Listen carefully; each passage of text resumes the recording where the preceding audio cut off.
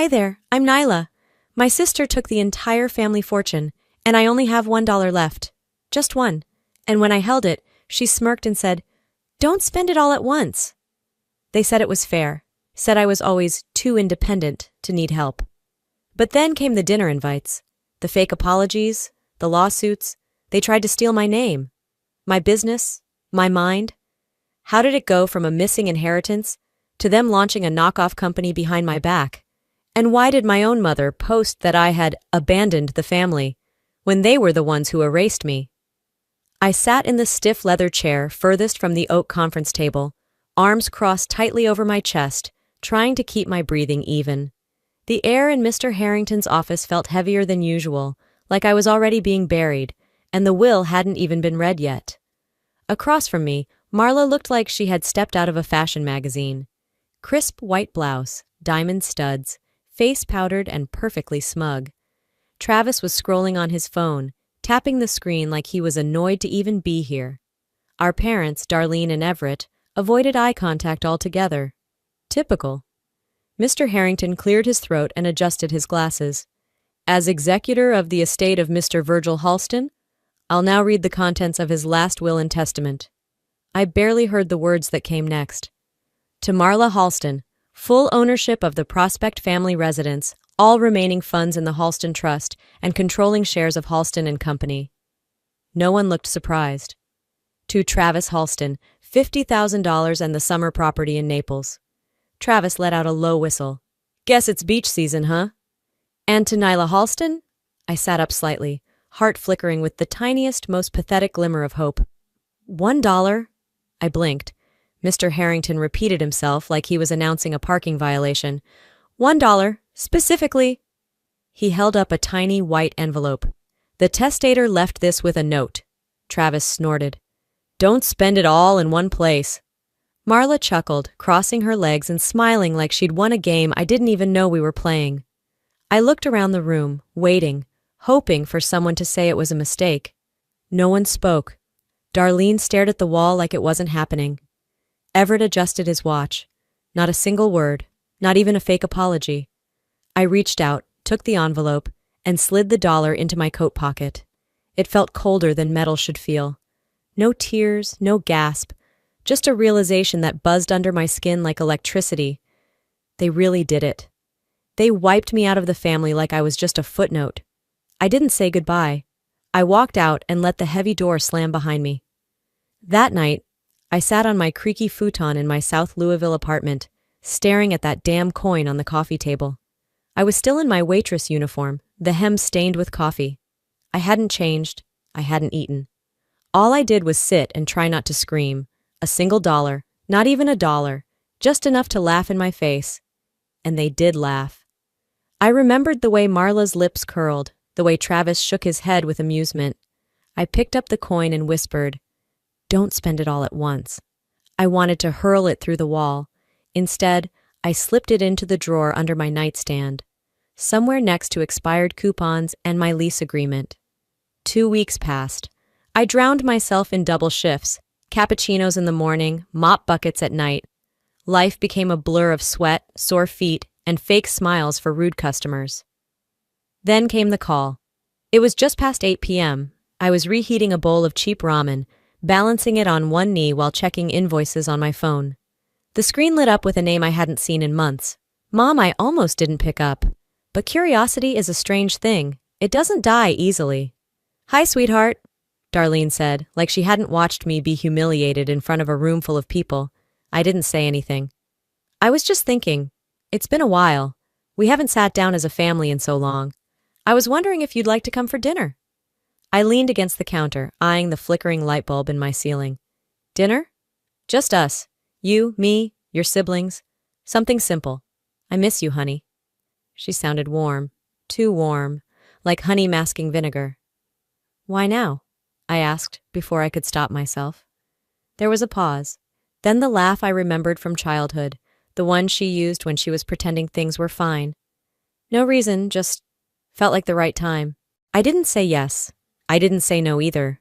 I just mumbled something about being busy and hung up, and I felt that heat in my chest again. The kind that comes when you're not just angry, You're humiliated. They erased me from the will. Now they wanted to play nice? That phone call rattled something loose inside me. I started replaying every little moment I had buried under years of just trying to cope. Like Christmas, 10 years ago. Virgil had called us into the living room. Marla got a shiny new iPad wrapped in gold foil paper. Travis got cash. I got a worn-out dictionary. He didn't even wrap it. Virgil handed it to me like a burden and said, "Smart girls read. Use your brain, not your mouth." I smiled, said thank you, and watched Marla post a photo of her gift to Facebook with the caption, "Grandpa spoils me." I learned something that day. In this family, obedience was currency. Silence was gold, and I was always too loud. I stared at my phone again, thinking about that dinner invitation. I almost texted back. But then I imagined sitting across from them, pretending everything was okay, listening to their small talk while they acted like nothing had happened. "No," I typed. "Thanks for the invite, but I'm not available." That was it. I didn't owe them anything. Not forgiveness, not presents, not even conversation. And that dollar? It wasn't the end of something. It was the beginning of war.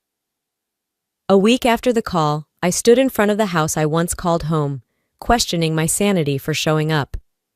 The brick exterior hadn't changed, but the porch light flickering in the early evening gave it a haunted glow. I wasn't here for reconciliation. I was here because I needed to look them in the eye and see what the hell this really was. The front door creaked open before I even knocked.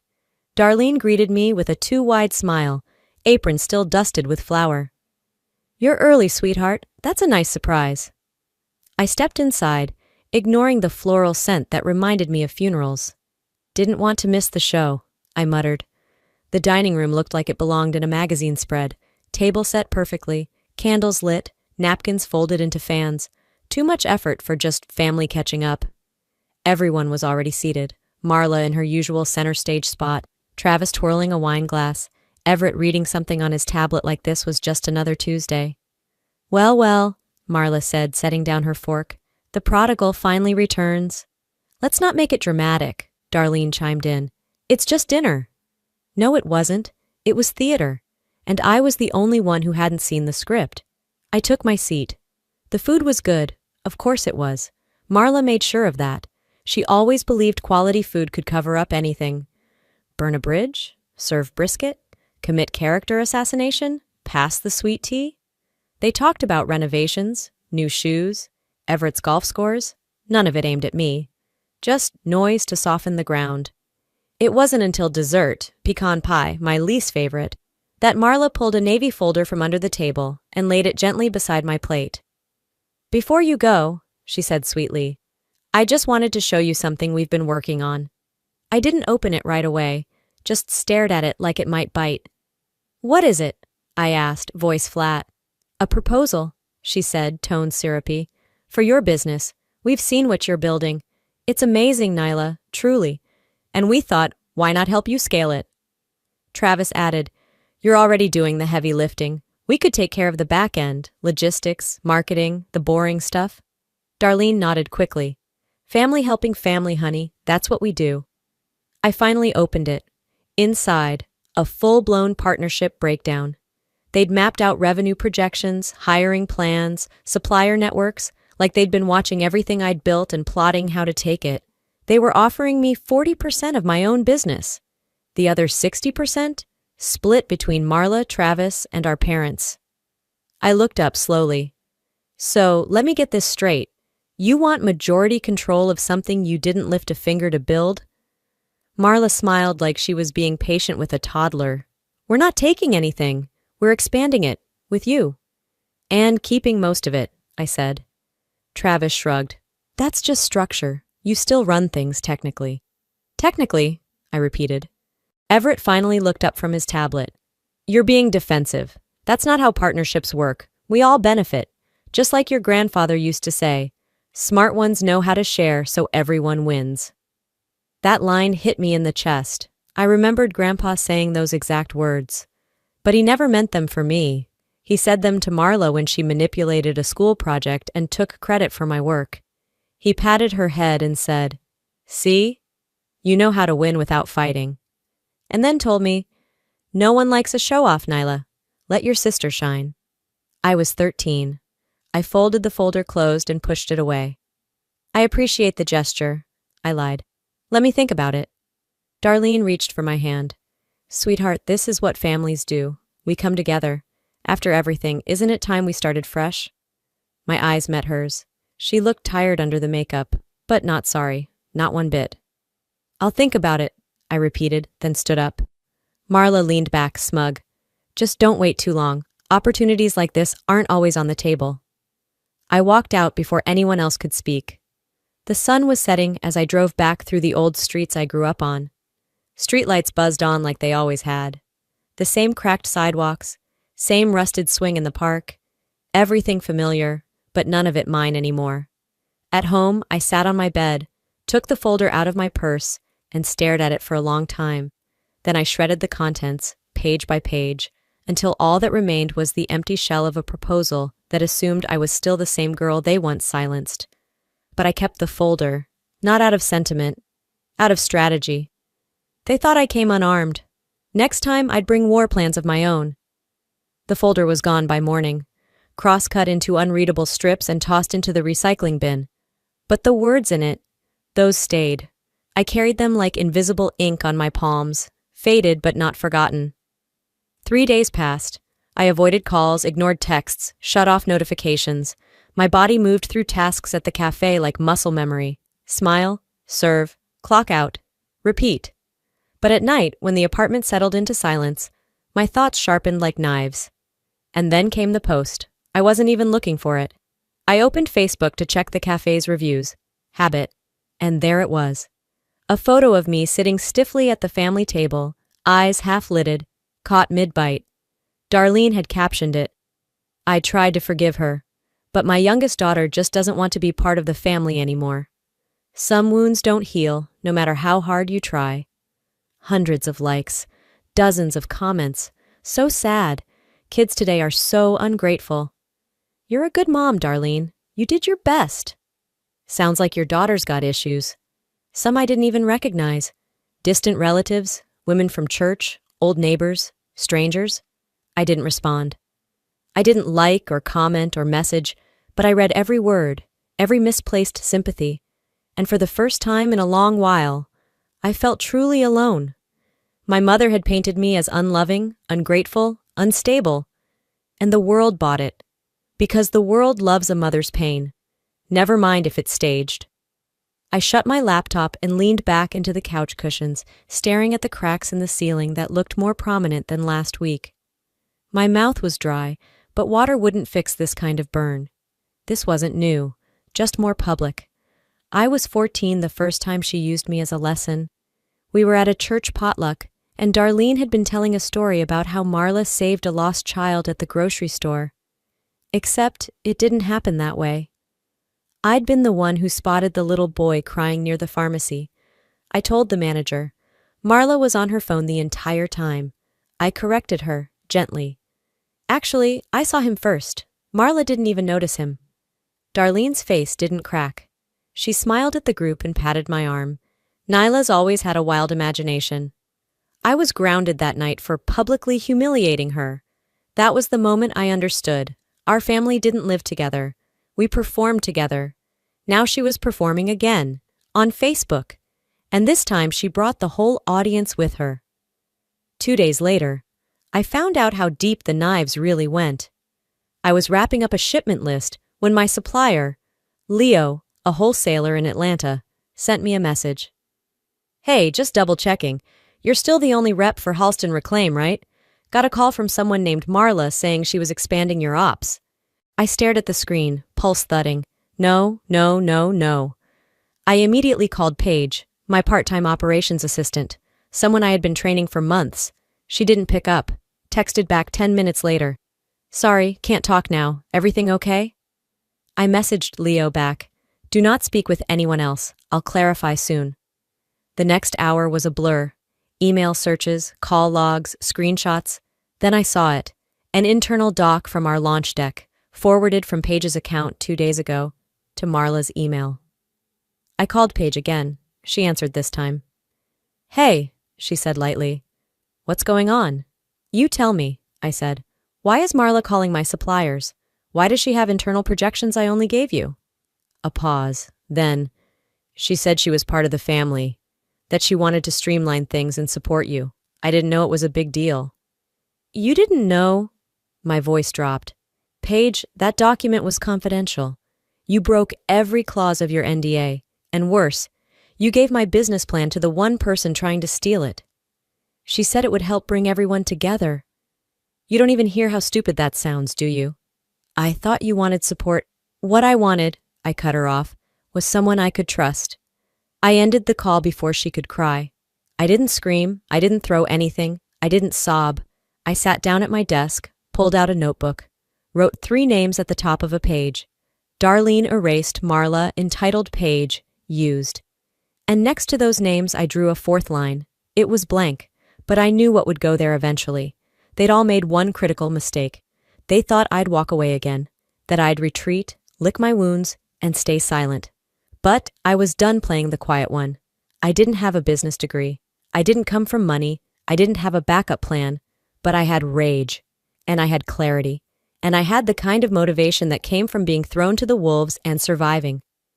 The next morning, before the sun fully rose, I made a phone call. Not to Marla, not to Paige, and definitely not to my mother. I called a lawyer. They declared war. I'd finish it, legally. 5 days after the lawyer call, I was back at the shop, reviewing restock invoices and checking packaging slips when the chime above the front door rang. I glanced up, expecting a customer. Instead, there she was, Marla, dressed in soft blue cashmere, sunglasses still perched on her head like she'd just come from a brunch she didn't pay for. She didn't announce herself, just walked in like she owned the place, like this was her turf. I thought I'd stop by, she said with a smile too smooth to trust. You know, sister to sister. I didn't move from behind the counter. You're not on the schedule. She laughed, unbothered. I just wanted to talk, face to face, not through lawyers or texts, just talk. I didn't offer her a seat. She didn't wait for one. I've been thinking, she said, leaning lightly on the glass case of restored handbags. What you've built here, it's impressive, Nyla. Honestly, I don't say that enough.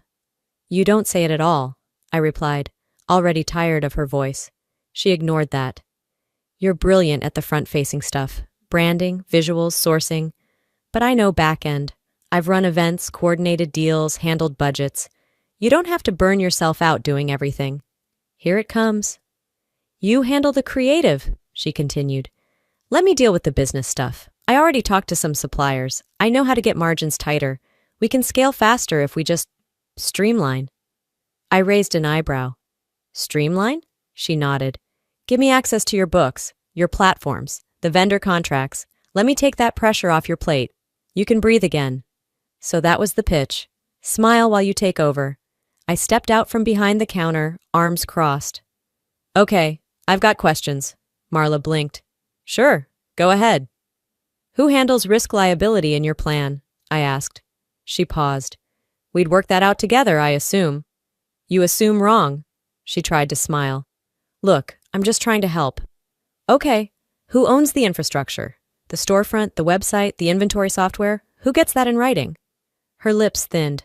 Nyla, it doesn't need to be that complicated. We're family. No, I said, my voice calm and ice cold. We're competitors. She stared at me, mask slipping.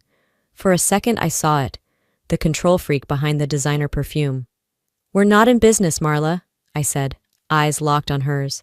We're in opposition. She stood straighter, tucking her hair behind one ear. You're making this harder than it needs to be. Funny, I said. That's what Paige said before she handed you my business. Marla opened her mouth to speak, but I'd already turned toward the back office. The conversation was over. 2 days later, a courier knocked at my apartment door. Manila envelope, firm seal, my name handwritten in formal script. Inside was a letter, on the stationery of a local law firm. The return address? Everett Halston. I read it twice. We understand recent misunderstandings have created unfortunate strain. Family matters are best resolved within the family. We invite you to return to open communication. No more escalations. Let's avoid embarrassment for all parties. We extend this with peace. It wasn't signed with love, just Darlene and Everett Halston. It looked like an olive branch, but it smelled like threat. They wanted me to drop legal action, quietly, without fuss. No headlines, no lawyers, no trace. Peace. The kind that always meant surrender. I folded the letter, placed it on my desk, and opened my laptop. I called my attorney. We're moving forward. He hesitated. Are you sure? This could get messy. There's no precedent for family business splits this personal. I'm not trying to set a precedent, I said. I'm trying to build walls. He nodded on the other end. Okay, then we go all the way. Trademark separation, entity registration, financial firewalls. Yes, I said. Everything under my name, every account, every supplier, every digital asset. And if they challenge ownership of anything? We fight, I replied. Legally, ethically, professionally, and I want it airtight. This wasn't just defense anymore. This was declaration. They'd tried to take the one thing I created without them. Now I was building it into something no one could touch.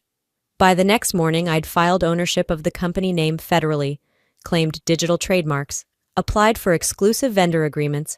Every contract now included a clause, no third-party family affiliation. I walked into my shop like I'd walked into a fortress. The line was drawn. They thought I'd crumble under pressure, that I'd back down if they smiled hard enough, wrapped their control in love, painted poison as partnership. But they'd miscalculated again, because now I knew my worth, and I was done asking for permission to defend it. The envelope was thick, ivory, and perfumed. That's how I knew it was a trap. It arrived Thursday morning by courier, tucked into the metal mailbox outside my shop. No handwritten note this time, just a printed card that read, Family dinner, a moment of reflection and resolution. Location, Rossetti's. Private room, 7 p.m. Friday signed, Darlene, Everett, Marla, and Travis. A signature block, like they were executives on a board, not blood. I stared at it for a while, then placed it flat on the counter next to my laptop. That's when I caught my reflection in the shop window. Shoulders back, jaw tight, a woman already done with apologies. I didn't call to confirm, didn't text to decline. I just showed up the next evening wearing all black and my court heels. I wasn't dressing for closure. I was dressing for combat. Rossetti's was the kind of place people picked when they wanted to pretend they hadn't burned bridges. Candles on every table. Waitstaff who whispered. A room so quiet you could hear the silverware breathe. They were already seated when I arrived. Darlene wore pearls. Everett looked like he'd stepped off a golf course. Travis scrolled on his phone like he was bored. And Marla? She stood as I entered, arms outstretched like this was a family reunion. Thanks for coming, she said, voice all frosting. I didn't come for dessert, I replied, sitting down and laying my phone face up on the table.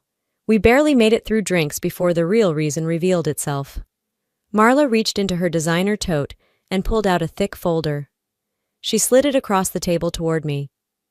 This is a formal proposal, she said smoothly, to restructure the business, legally and fairly. I didn't touch it, she continued.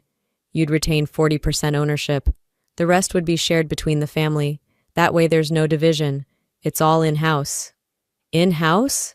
I echoed. I live alone, and I built this alone. Everett leaned forward, his tone shifting from casual to calculated. Honey, nobody's trying to take anything from you. This is just a way to keep things professional, stable. Travis finally looked up from his phone. Honestly, Nyla, this is a good deal. We're offering you protection. Without us, you'll hit walls you don't even see coming. I reached down, unlocked my phone, and tapped record. I'm not here to cooperate, I said clearly.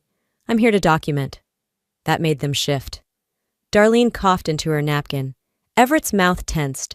Marla's fake smile cracked just enough to reveal the steel underneath. You're recording us? She asked, voice sharp. You're sitting in front of me with a lawyer and a pre-signed contract, I answered. And you want me to just trust you? Everett sat back. No need to get hostile. You ambushed me in a restaurant, I said. You want hostility? Keep pushing. No one said a word for a few seconds. The clink of glasses at the table beside us was the only sound. Then I stood, picked up the folder, and tucked it under my arm. Not to read, but to have evidence. Next time you want to screw me over, I said. At least do it somewhere with better lighting. I left before dessert. That night, back in my apartment, I scanned every page of the contract. The language was strategic, loaded with loopholes. One clause even granted Marla control over vendor disputes. Another gave Travis veto rights over budget expenses. They hadn't invited me to dinner. They had tried to stage a boardroom coup. The next morning, an email hit my inbox from James Cole. Subject: concerning developments. He was my largest investor, an early believer who backed me when all I had was product photos and fire. I'm hearing things, his email read. Is there trouble internally? Let's talk. My chest seized for half a second. If I lost him, I'd lose everything. We set a Zoom call for noon. I logged in 5 minutes early, contract in hand, face steady, even though my stomach knotted. He greeted me with the same calm he always had. I didn't try to spin it. Someone tried to push a hostile restructure, I told him. I declined. I'm handling it legally. He nodded. Did you keep documentation? I held the contract up to the camera. Scanned. Time-stamped. I recorded the ambush, too. He paused for a moment, then smiled faintly. You're smart to document. Most people fold. My breath released slowly. We're still in, he added. But if they push harder, let me know. I've dealt with family sabotage before. That call ended, but the war didn't. I sent a cease and desist the next day. My attorney delivered it directly to Everett's address, certified mail, with receipt confirmation. The letter was simple. If you approach my client again with unsolicited contracts, legal threats, or familial pressure disguised as business deals, we will escalate through court. Any future contact must go through legal counsel. I signed it myself. They hadn't just crossed the line, they'd tried to pretend it didn't exist. But now it was painted in bold. They wanted my business, my effort, my voice. I'd rather burn it all than let them wear my success like they earned it.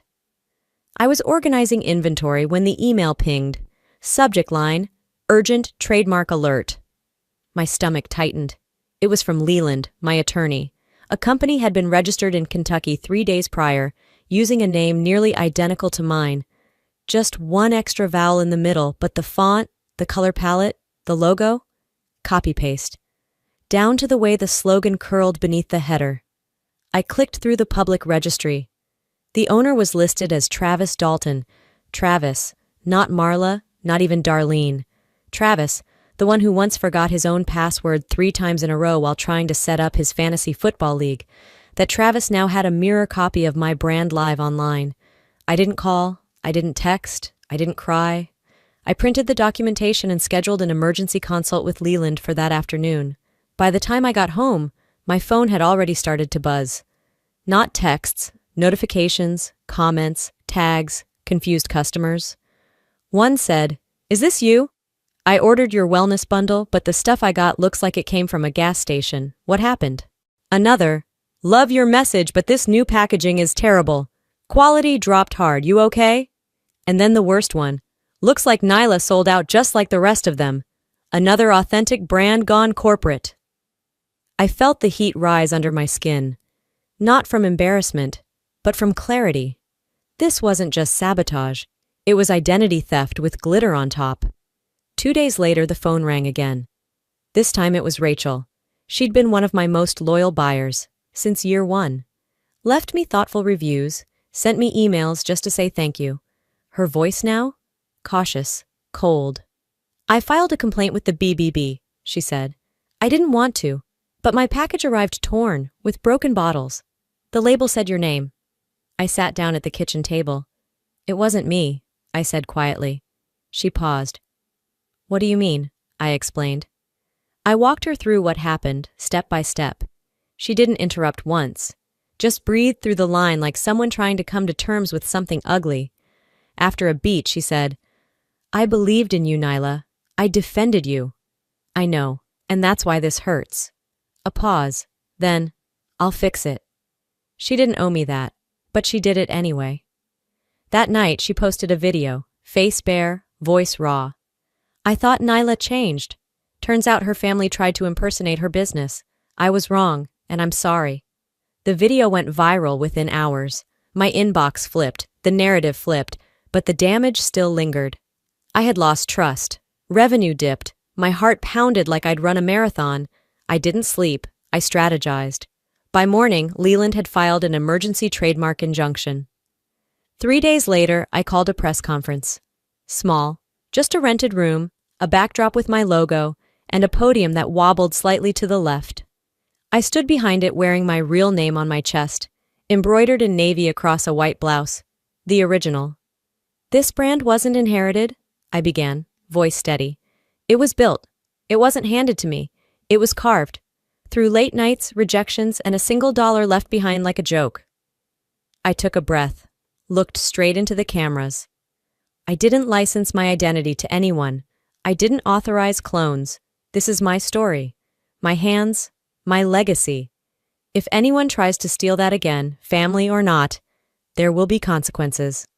By nightfall, my follower count doubled. So did the hate mail. But that was fine, because now everyone knew. The line wasn't blurry anymore. It was bold, legal, permanent. They wanted my face on their knockoff.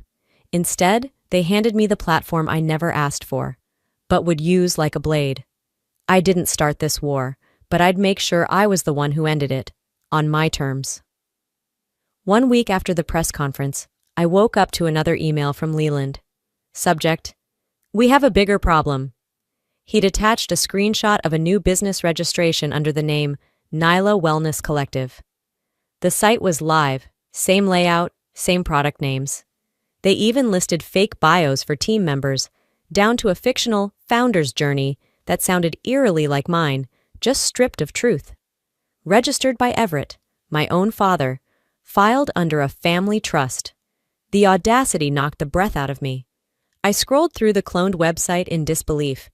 They'd even duplicated my product descriptions, word for word. The same lavender oil recipe I wrote on a napkin 2 years ago was now their heritage blend. It wasn't identity theft, it was a hostile takeover. By lunchtime, my inbox was swamped. Customers were confused, distributors unsure which platform was official. Some had placed orders through the wrong site and complained about missing shipments. I spent the afternoon drafting a full list of similarities for Leland. This wasn't just a nuisance, it was fraud dressed in a family name. Then came the blow I didn't see coming. That evening, a friend from high school messaged me a screenshot of a post from a local gossip account, the kind that loved whispers more than facts. Insider sources say Louisville entrepreneur ND is being quietly replaced due to unstable behavior. Bipolar episodes cited as cause, family stepping in for damage control. It wasn't just character assassination. It was deeply personal, weaponized stigma, and of course, no one signed their name. But the timing, the phrasing, the vague family source? I knew exactly where it came from. Marla's Instagram had a new story up. Her sipping tea with the caption, "Sometimes silence is best when someone's unraveling." I didn't cry. I didn't scream. I shut my laptop, stood in the middle of my apartment, and breathed until the walls stopped spinning. Because this was no longer about money. It was about erasure. They were trying to rewrite me out of my own creation, frame me as unstable, replace me with a version of myself they could control. And it was working. My follower count dipped. Affiliate partners paused contracts. One customer DM'd me, "Are you okay? I'm worried. Should I still buy from your shop?" I didn't know how to answer. Later that week, Travis tweeted something cryptic. "It's heartbreaking when you try to help someone and they just self-destruct." The next day, a post from my aunt. "Families aren't perfect, but lies hurt more than love ever could." They were orchestrating a campaign, a slow bleed. So I did what they never expected. I gathered my people, Leland, my assistant Clarissa, and Mel, my PR consultant, and laid it out flat. This is no longer about protecting the brand. This is about protecting me. We drew up a 4-phase legal strike, restraining orders against Everett and Marla for business interference, trademark infringement suit, defamation countersuit citing the gossip article, a formal petition to Google and Shopify to take down the fake site. Then I did something harder. I sat in the dark that night, phone turned off, and let the silence in. No music, no TV, just me and the mess. And I finally cried. Not because I felt weak, but because I felt clear. Clear about what I'd lost, and what I wasn't willing to lose again. The next morning, I put on my blazer. Not for a meeting, but because it made me feel unshakable. I walked into my office and sent out a press release under my full name. Nyla Dalton takes legal action to protect her business and identity. Attempts to discredit her mental health are both false and malicious. Her legal team is pursuing every avenue available to hold the offenders accountable. I posted the statement to my socials. Then I looked into the camera and filmed a direct video. I've been called difficult, dramatic, emotional, and now unstable. What I am is clear-headed, resilient, and very much still here.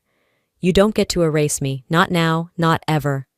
It went viral in under 48 hours, and so did the backlash. People chose sides. My inbox turned into a war zone. But now? Now I was the one drawing the map. They wanted me gone. They wanted me quiet. But now I want them exposed.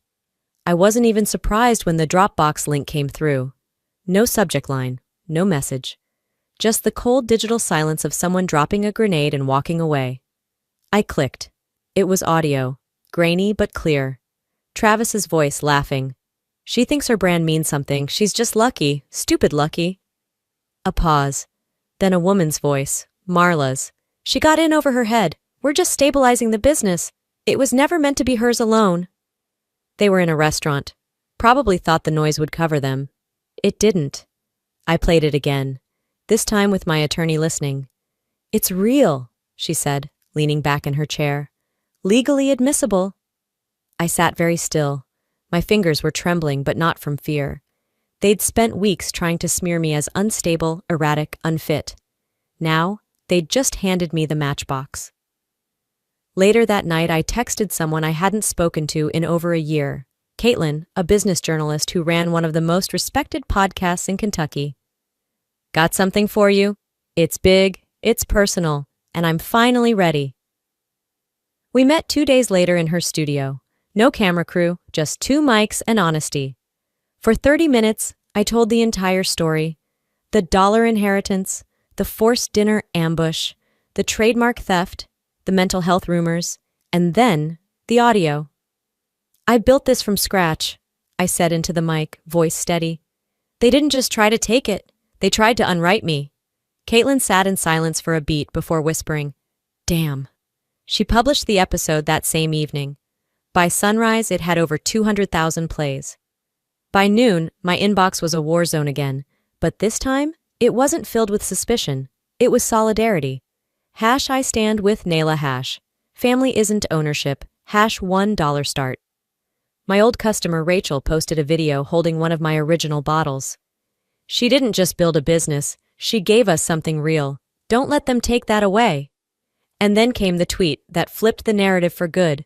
James Cole, investor. Now that's a founder worth backing. I cried. Not in despair this time, but in relief. It wasn't just me in the arena anymore. The next step was obvious. I called my legal team and greenlit every move. A cease and desist to Everett and Marla's fake company. Formal defamation filings against Travis. A civil suit citing emotional distress and reputation damage. Requests for takedown with every platform hosting their clone site. But I didn't stop there. A local news station reached out for an interview. We'd love to give you a platform, Nyla, the producer said. But we'll need to blur names and faces for privacy. No, I told her. They didn't blur their attacks. I won't blur my truth. We filmed in my store. No makeup team, no PR script, just me and the camera. I looked straight into the lens. They threw dirt on my name, I said. But here's the thing about dirt. It doesn't bury truth, it buries lies. And that audio? We played it, in full. No bleeping, no editing. The segment ran during prime time. It hit hard. That night, I saw the video being reshared across LinkedIn, Facebook, even TikTok. And for the first time in weeks, I slept through the night. Not because it was over, but because I had pulled the mask off every lie they'd thrown at me. They wanted to cover me in shame. But it was their masks that just caught fire. 2 weeks passed. The noise didn't stop immediately, but the power behind it did. First came the court's decision. The fake company my father registered dissolved. The judge called it a deliberate act of brand sabotage. Next came Travis, who, I later learned, tried to dodge the injunction. He was fined heavily, then referred to the state attorney's office for intellectual property fraud. His smug grin was nowhere to be seen the last time he walked into court. Marla, meanwhile, had been sitting on the board of a local eco-brand. Not anymore. They issued a press release the same morning my podcast hit national charts. We value integrity. Effective today, Marla Emerson is no longer affiliated with our company. My phone buzzed with a message from an unknown number. Just one sentence. I never thought you'd actually go through with it. I didn't reply. They knew who they were. As for my parents, they went silent, at least in public. No more passive-aggressive Facebook posts, no cryptic tweets, just quiet. But behind the scenes, something stirred. A week later, a courier delivered a padded envelope to my store. No return address, just my name and handwriting I hadn't seen in years. Inside was a short letter from my mother, the real kind. No legalese, no threats. Just this. We hurt you. I hurt you. If the day comes when you're ready to talk, I'll be here. There was no apology for the will, no mention of the smear campaign. But for the first time, I felt something real behind her words. I didn't write back. I folded the letter carefully and placed it in a small wooden box, right next to the single dollar I was left with. My legacy didn't start with rage. It started with rejection. It grew from silence, from the cold shoulder, from every dinner where I sat 3 seats too far away, from every gift that reminded me I was the afterthought.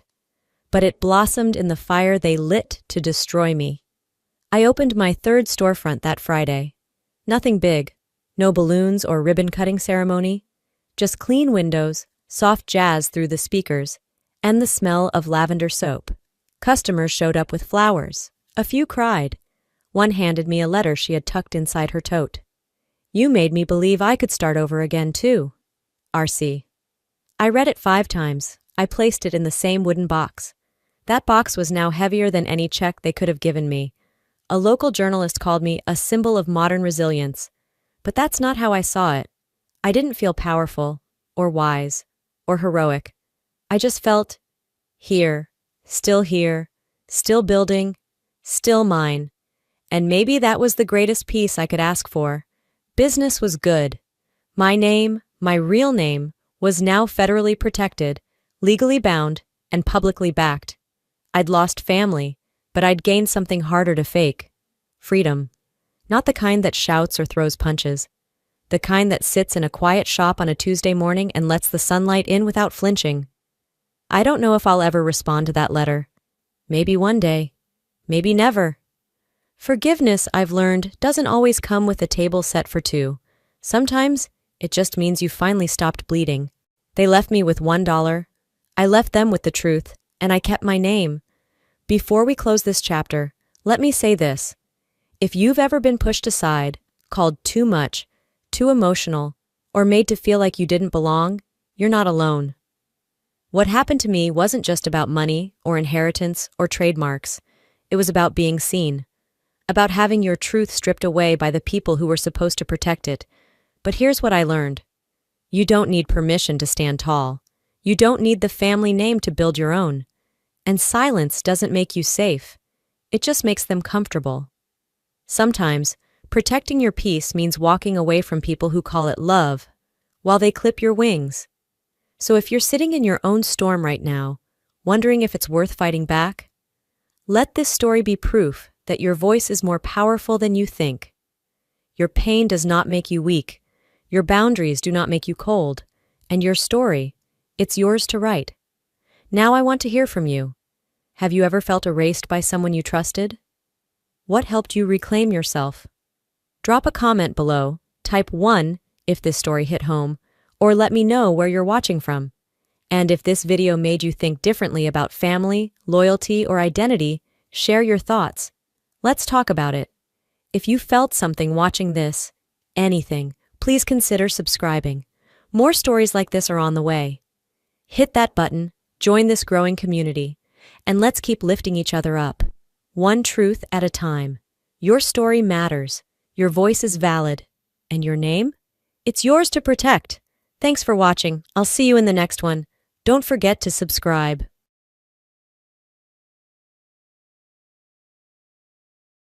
The call came on a Friday morning, interrupting my usual routine of coffee and emails. When I saw Betty's name flash across my screen, I knew it wasn't going to be pleasant. It never was with her. Taking a deep breath, I answered, keeping my tone neutral. "Hello, Betty. I've sold the house," she announced without preamble, her voice dripping with satisfaction. "The papers are signed. The new owners move in next week. I hope you've learned your lesson about respecting your elders." My grip on the coffee mug tightened. The house Betty was so smugly referring to wasn't just any house, it was my childhood home. The one my father had left me when he passed away 3 years ago. Or at least, that's what Betty thought. "The house," I repeated, fighting to keep my amusement in check. "You mean Dad's house?" "Don't play dumb, Barbara. You know exactly which house I'm talking about. The one you've been squatting in rent-free since your father died. Well, that ends now. I've found buyers who will actually appreciate the property." I took a slow sip of my coffee, my mind flashing back to the meeting I'd had with Dad's lawyer, Mr. Hutton, just days after the funeral. A meeting Betty knew nothing about. A meeting where real ownership of the house had been settled. "That's interesting," I said, carefully masking my thoughts. "And you're sure everything is legal?" She scoffed. "Of course it's legal. I was his wife, Barbara. The house was in his name. You might have been his precious little daughter, but I have rights too. Maybe next time, you'll think twice before questioning my decisions about the remodeling." Ah, there it was. The real reason behind this power play. For months ago, I had stopped Betty from gutting the house's historic features, the hand-carved banisters, the original hardwood floors, the stained glass windows my father had spent years restoring. She had wanted to erase every trace of him, to modernize and reshape the home into something unrecognizable. I had stood in her way. "I see," I murmured. "Well, I hope you got a good price for it." "Don't worry about the price," she snapped. "Just make sure you're out by next Saturday. The new owners are eager to start their renovations." I leaned back in my chair, smiling to myself. Betty had no idea. This was going to be interesting. I could almost picture Betty's smug expression, imagining me scrambling to pack my things and leave. If only she knew. "Thanks for letting me know," I replied smoothly. "Goodbye, Betty." I hung up, a slow smile creeping onto my face. Betty had always underestimated me, just as she had underestimated my father's foresight. She thought she knew everything about our family's affairs, but there was so much she never understood. Without hesitation, I picked up my phone and dialed Mr. Hutton's number. "Barbara," he answered warmly, as if he had been expecting my call. "She did it," I said, shaking my head. "She actually tried to sell the house." "Did she now?" There was amusement in his voice. "Well, this should be interesting. Would you like me to set things in motion?" "Yes, please. And Mr. Hutton, make sure the buyers understand exactly what's happening. I don't want innocent people getting tangled in Betty's mess." "Of course," he assured me. "Consider it handled." As I hung up, I exhaled slowly and looked around my house. My house. I walked through each familiar room, my fingers trailing along the walls my father had carefully painted, the door frames he had restored, the window seats where we had spent countless afternoons reading together. Every inch of this place was steeped in memories, stories, laughter, the life we had built together. Betty never understood that. She had only been in our lives for 6 years, marrying my father when I was 24. At first, she played the role of the perfect stepmother, warm smiles, sugary words, pretending to care. But the act didn't last long. After the wedding, her true colors bled through. She tried to drive a wedge between my father and me, making snide remarks about our close bond, rolling her eyes at our traditions, constantly pushing to change things about our home. She wanted to strip it of its history, turn it into something sleek and modern, something that erased him. Dad saw through her eventually, but by then, his health was failing. He grew weaker, his once bright eyes dimming. Yet even in his final months, he had one last ace up his sleeve. One evening, while Betty was off at her weekly spa appointment, He called me into his study. I still remember the way he looked that night, frail but determined, sitting behind his old oak desk, the scent of his leather-bound books surrounding us. "Kathleen," he said, using the old nickname he had given me when I was a child. And in that moment, I knew whatever he was about to say would change everything. "I need you to trust me, Kathleen," my father had said that night, his voice weak but steady. "Things aren't what they seem with Betty, and I've made arrangements. When the time comes, go see Timothy Hutton. He'll explain everything." I had wanted to ask more questions, to press for details, but Dad had been so tired, his strength fading by the second. So, I had simply nodded, holding his hand, unaware that those would be some of the last words he'd ever say to me. 3 weeks later, he was gone. Betty barely waited until after the funeral to start asserting control. She wasted no time moving my father's belongings into storage, stripping the house of his presence, as if he had never lived there. She redecorated rooms without consulting me, swapping out the warm, lived-in charm for cold, modern sterility. She acted as though the house belonged solely to her, as though I was nothing more than an inconvenient guest overstaying my welcome. What she didn't know was that my father had seen this coming. When I met with Mr. Hutton, I finally understood just how carefully Dad had planned everything. Despite what Betty believed, the house had never been solely in his name. Through a series of legal maneuvers I didn't fully understand, he had safeguarded both the property and me, ensuring that no one, not even his widow, could take it away. The buzzing of my phone pulled me from my thoughts. A text from Betty. "I expect the keys on my desk by Monday. Don't make this difficult, Barbara." I smiled, typing back a simple reply. "Don't worry, Betty. Everything will work out exactly as it should." She didn't respond. She probably thought she'd won. She had no idea the real show was about to begin. And I had front-row seats to watch her carefully laid plans fall apart. My father had always told me that patience was a virtue. Sometimes, Kathleen, the best response is to wait and let people reveal their true nature. Well, Betty had certainly revealed hers. Now it was time for her to learn about mine. I spent the rest of the morning in my father's study, sifting through old photos. One picture showed the two of us working on the house together, covered in paint and sawdust, grinning like fools.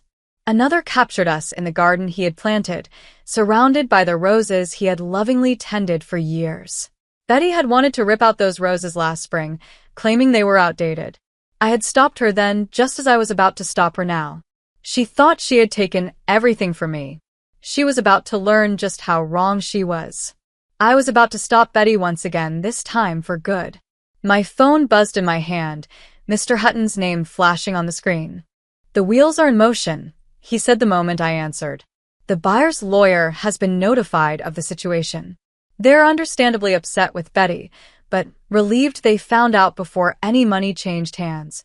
I exhaled, feeling the weight of victory settle in. "How long until she finds out?" "I'd say by this afternoon," he replied. "Their lawyer is drafting a strongly worded letter as we speak. Would you like me to be present when she receives it?" I considered it for a moment.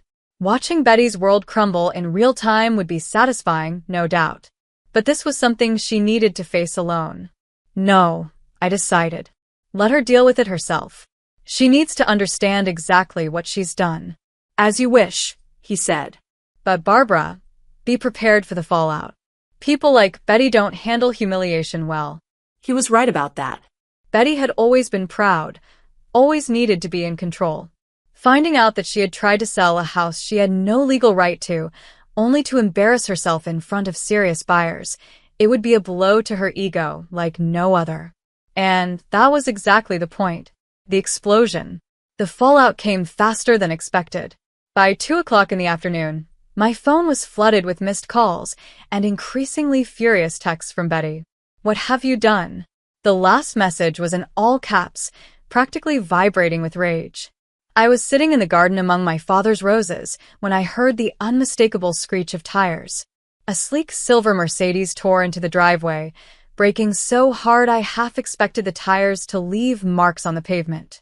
The car door flew open, and out stormed Betty, her usual composed, polished facade cracking at the edges. In her clenched fist, she waved a stack of papers, the letter. "You conniving little witch," she shrieked, her voice raw with fury. I stayed seated, my fingers idly tracing the petals of a rose. "Betty," I greeted calmly. She stomped toward me, her designer heels sinking slightly into the grass.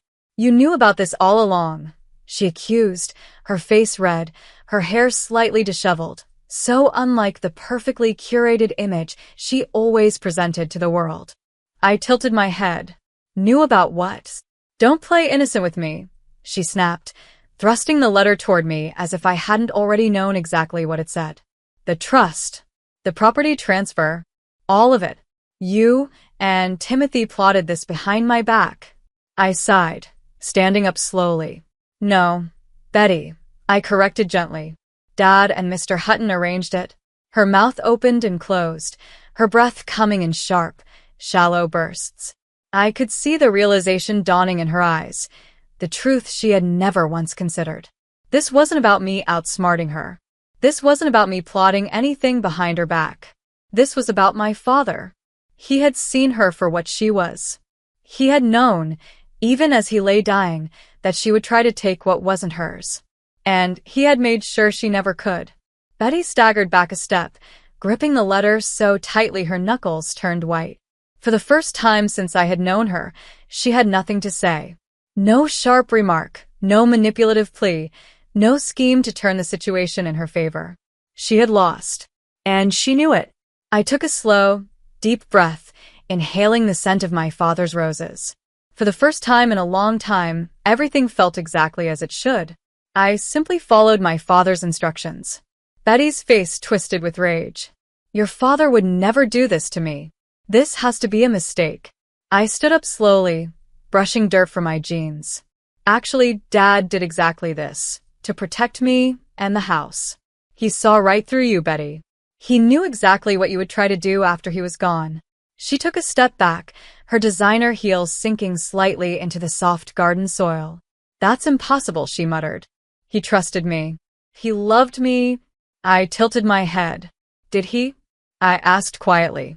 "Or did he just let you think he did?" The color drained from her face. For the first time, she realized the truth. My father, the man she had thought she'd completely manipulated, had outmaneuvered her from beyond the grave. "The house was never in his name," I continued, watching her process each revelation. "He transferred it to a trust years ago, long before he even met you. I'm the sole beneficiary. You had no right to try and sell it." Betty's lips parted, but no words came out. She shook her head, whispering, "You're lying." I crossed my arms. "Check the property records. They're all public. Dad made sure of that too. He wanted everything to be transparent when the time was right." Her hands trembled as she clenched the lawyer's letter in her fists, her nails digging into the paper. "The buyers, they're threatening legal action," she choked out. "Do you have any idea how humiliating this is?" I raised an eyebrow. "Almost as humiliating as trying to throw your stepdaughter out of her own house." I countered. "Or maybe as humiliating as spending years pretending to care about someone just to get their money." Betty flinched, as if I had slapped her. "You don't understand anything about my relationship with your father," she hissed, her voice cracking. I gave her a long, measured look. "I understand more than you think." Her breath hitched. "Dad told me everything before he died," I continued, my voice calm but firm. "About the prenup you refused to sign. About the mysterious withdrawals from his accounts. About the men you met with while he was in the hospital." Her eyes widened in shock. He knew?" I nodded. "He knew everything, Betty. He just waited, watched, and planned." I let that sink in. And then I smiled. Like father, like daughter. For the first time since she arrived, Betty had nothing to say. She had lost. And now she knew it. Betty took another step back, her expensive suit now smeared with dirt and garden soil. She glanced down at the mess, her manicured fingers twitching as if she wanted to wipe it away, but she didn't dare. "This isn't over," she hissed, but her voice wavered, lacking the confidence she once wielded like a weapon. "Actually it is," I replied coolly, pulling out my phone. "I've recorded this entire conversation. Would you like me to add it to the file Mr. Hutton is building? The one documenting your attempts to illegally sell property you don't own. For the first time since I had known her, Betty was speechless. She stood frozen, surrounded by my father's roses, her carefully constructed world crumbling around her.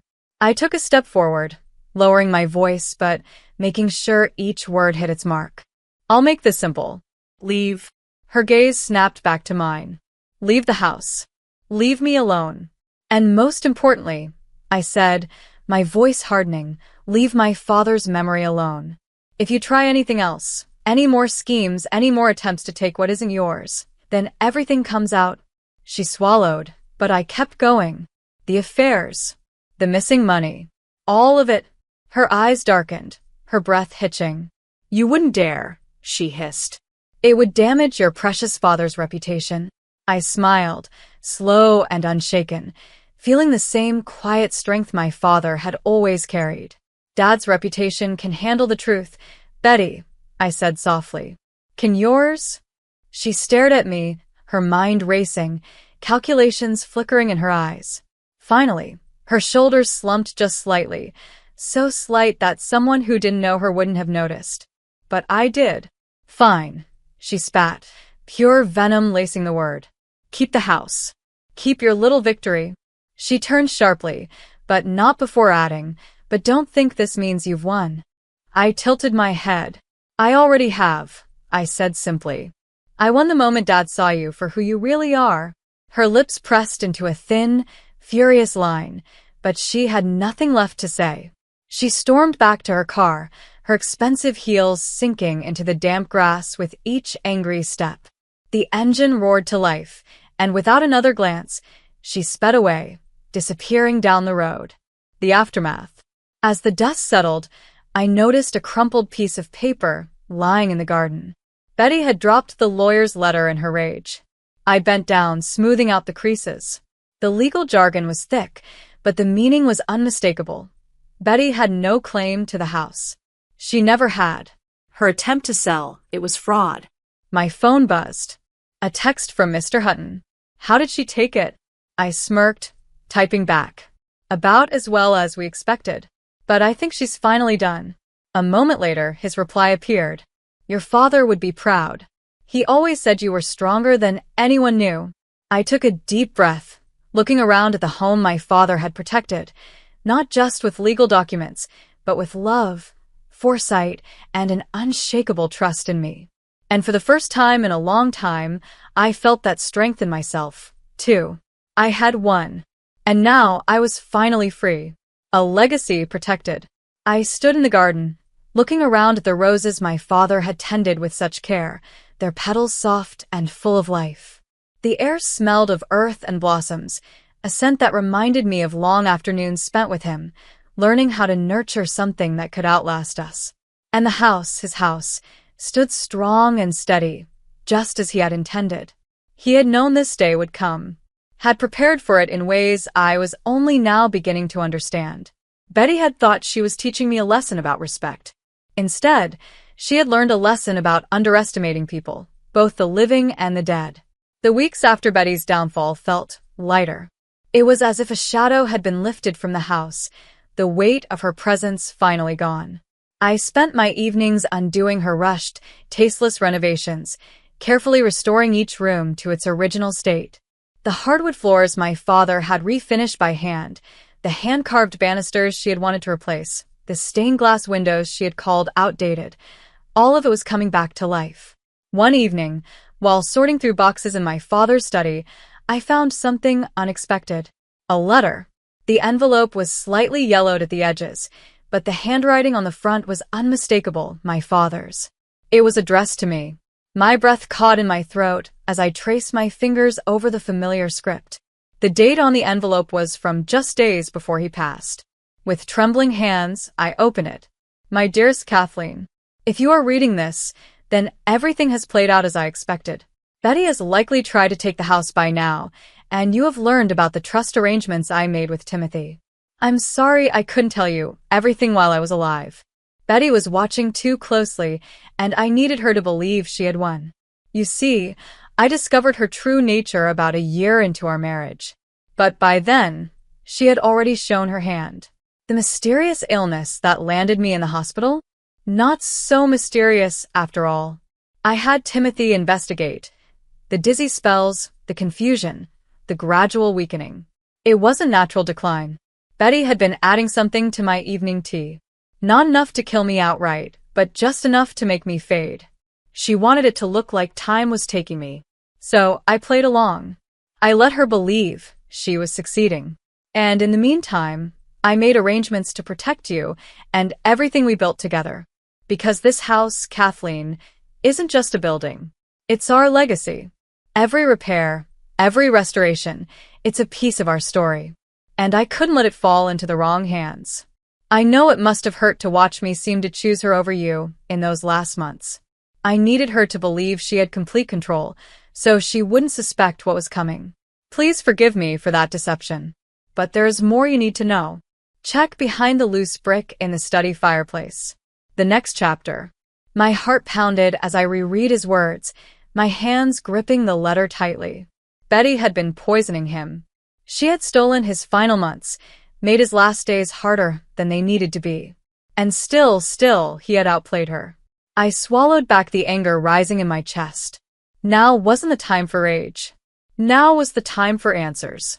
Shoving the letter into my pocket, I turned toward the fireplace, my father's last instructions burning in my mind. I reached out, running my fingers along the bricks, feeling for anything loose. And then there, a slight shift beneath my fingertips. With a deep breath, I pulled the brick free. Inside was something wrapped in cloth. Carefully, I reached in and retrieved it, my heart racing as I unfolded the fabric. And then I saw it, and everything changed. I unfolded the second note with trembling hands. I left something there for you. Remember, strength isn't always about confrontation. Sometimes it's about patience, about waiting for the right moment to act. I love you, my darling girl. Dad. I sat there for a long time, my tears falling onto the paper. It all made sense now. His distant behavior in those final months, the cryptic conversations, the way he had insisted on having tea alone with Betty every evening. He had known, and he had played the long game. Swallowing hard, I moved to the fireplace, feeling along the bricks until I found the loose one. It came free easily, revealing a small, carefully wrapped package inside. A USB drive. And another note. Show this to the police when you're ready. I stared at the drive in my palm, my pulse pounding in my ears. Whatever was on it, my father had risked everything to document it. With shaking fingers, I plugged it into my laptop. And then I saw it. Footage from hidden cameras he had installed. Betty, standing in the kitchen, pouring something into his tea, night after night. Betty, meeting with strange men in hotel lobbies, in parked cars, whispering about when it's done. Betty on the phone, her voice cold and calculating as she discussed her plans for after my father's death. My stomach turned.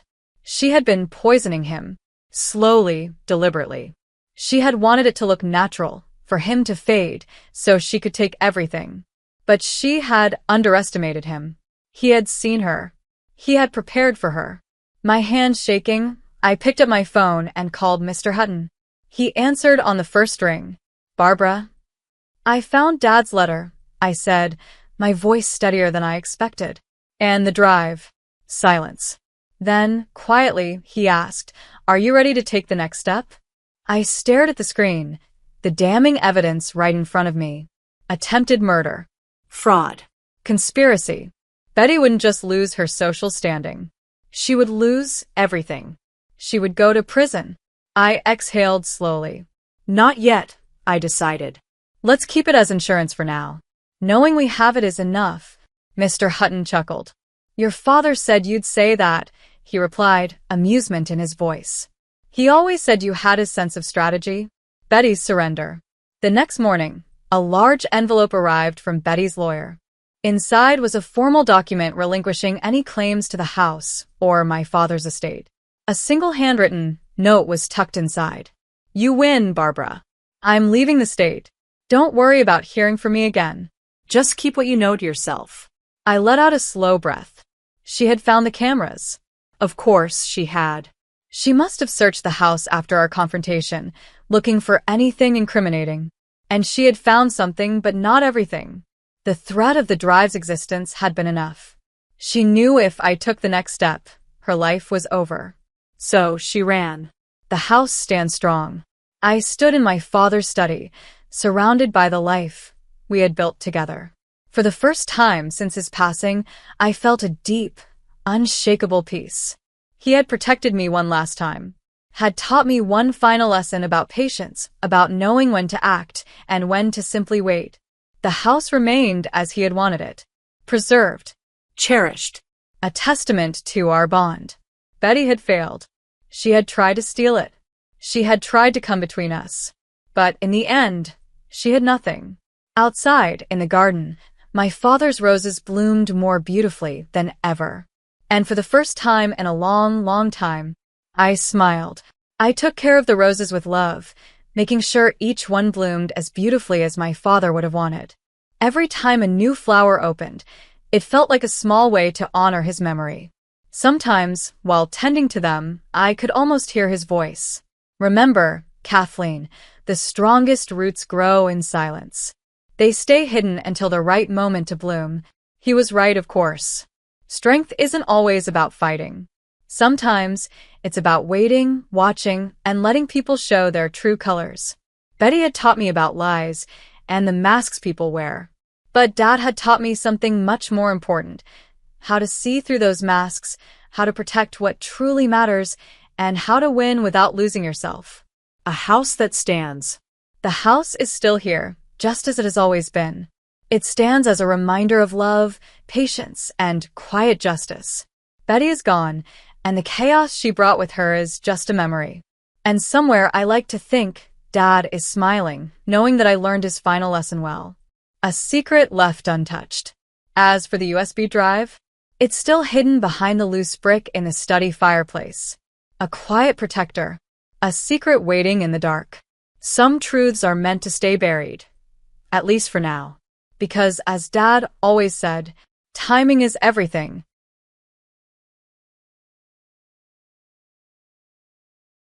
My name is Hannah. I have an older sister named Kelly. She is 4 years older than me.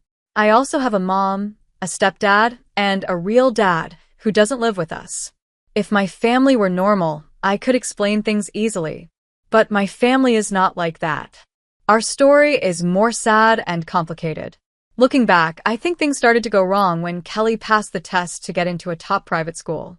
I was too young to remember it, but later my dad told me that my mom was really happy at the time. She said, "Kelly's future is set." Even then, there may have been signs that she liked Kelly more. My mom called Kelly a super child. Kelly started playing the piano at age 4, took Italian lessons at 5, and got into a tough private school. My mom was so proud of her and often showed off Kelly's talents like they were her own. But I was just an average kid, and I was often sick. I had asthma and couldn't run or play much. I didn't get top grades, and I didn't have any special skills. The only thing I really loved was drawing. When I was in kindergarten, I drew a picture of my family. My teacher liked it and put it on the wall. But my mom didn't care. She said, "Drawing is fine as a hobby." I don't think she knew how much that hurt me. I tried hard to make her love me. I wanted to be special like Kelly, but I never found a talent that made my mom proud. She always gave all her attention to Kelly. The only one who made me feel seen was my real dad. On his days off, he always spent time with both me and Kelly. When my dad found out that I loved drawing, he started spending time drawing with me. "Hannah, your drawings are wonderful," he would say. Even though my drawings were messy, he always praised them. One day, he told me that he put one of my drawings on his desk at work. I still clearly remember how happy that made me. My dad never treated Kelly and me differently. When we went to the park, he pushed each of us on the swing the same number of times. When he bought us ice cream, he made sure both of ours cost the same. Those little things made me feel loved. He often said, "Hannah, I want you and Kelly to dream big," while gently patting our heads. Even when he came home tired, he always listened to our stories, laughed with us, and really thought about what we said. His kindness slowly filled the emptiness I felt because my mom didn't seem to care about me. I clearly remember my 7th birthday. That evening, my mom was out with Kelly for one of her extra classes. I was left at home by myself. That was normal for us, and my mom didn't mind leaving me alone, even though I was still little. I usually just drew pictures and waited. But that day was different. It was my birthday. I felt lonely. There was no cake and no one to celebrate with. But my dad changed his schedule and came home early. He didn't bake a cake, but he brought one from the store. I still remember him gently placing candles on it. "Hannah, just be yourself and find what you love," he told me. That was the opposite of what my mom always said. She believed I had to be special. But my dad made me feel that being myself was enough. When I was 7, everything changed. My parents got divorced. I don't remember much, but I still see my dad's back as he left the house, and I can still hear my mom quietly crying.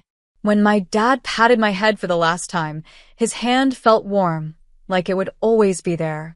But that feeling soon became just a memory. My dad worked as a salesman for a big company, but my mom didn't think he made enough money, especially after Kelly started going to a private school. Paying for her school and for my mom's social life made things hard for our family. My mom spent most of her money on outings with other moms from Kelly's private school. They were known as her mom friends. They met every week for lunch at fancy restaurants. Each time, my mom would buy new designer bags and clothes. "This is important for making connections," she would say whenever my dad complained. But the truth was, most of the other moms in that group were very rich. My mom said she got useful information from them about good tutors and activities for Kelly, but to me, it seemed like she just enjoyed shopping at expensive stores and getting beauty treatments at salons for members only. Every payday, my parents fought about money. My dad would ask, "Why do you need an Hermes scarf?" My mom would reply, "You wouldn't understand. I don't want to look poor in front of the other moms." I still remember the day my dad spread out a bunch of receipts on the desk. An Italian restaurant in the Midtown Manhattan, a nail salon in Midtown East, afternoon tea on 6th Avenue. Sometimes just one lunch cost more than what my dad earned in a whole day. My mom kept spending and said it was all for Kelly, like for piano lessons, ballet, Italian classes. But I often wondered if it was really more about making herself feel important. "The kid next door is going to summer camp overseas. We need to send Kelly too," she'd say. My dad worked extra hours to pay for everything, but it was never enough. Her requests just kept growing. Sometimes I peeked at the notebook where my dad tracked our money.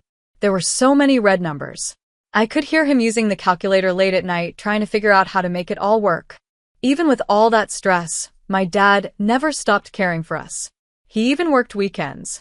When he came home, he looked very tired, but he still treated Kelly and me with love. I can still feel the warmth of his hand when he patted our heads and said, "You are my precious treasures."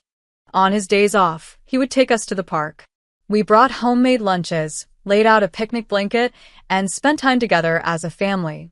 Looking back, those may have been our last happy times together. But my mom didn't see the effort he made. "Your income isn't enough for Kelly's future," she would say. And the fighting between them continued every night. At night, I often woke up to the sound of my mom yelling. Her angry voice echoed through the house. Kelly would turn up the music in her room to block out the noise. I just stayed in bed, shaking, with my face buried in my pillow. In the end, my dad collapsed from working too much. That's when my parents got divorced. But my mom told a different story. She told the neighbors and people at school that my dad had died in a work accident. She said, "Being a widow looks better than being divorced," and made both me and Kelly promise not to say anything. She hid all my dad's photos, and we were not allowed to talk about him at all. To the other parents at Kelly's private school, my mom acted like everything was perfect. She would say things like, "I'm doing my best with the life insurance money my husband left behind, all for my children's education." Sometimes she even cried to make her story seem more real. People felt sorry for her.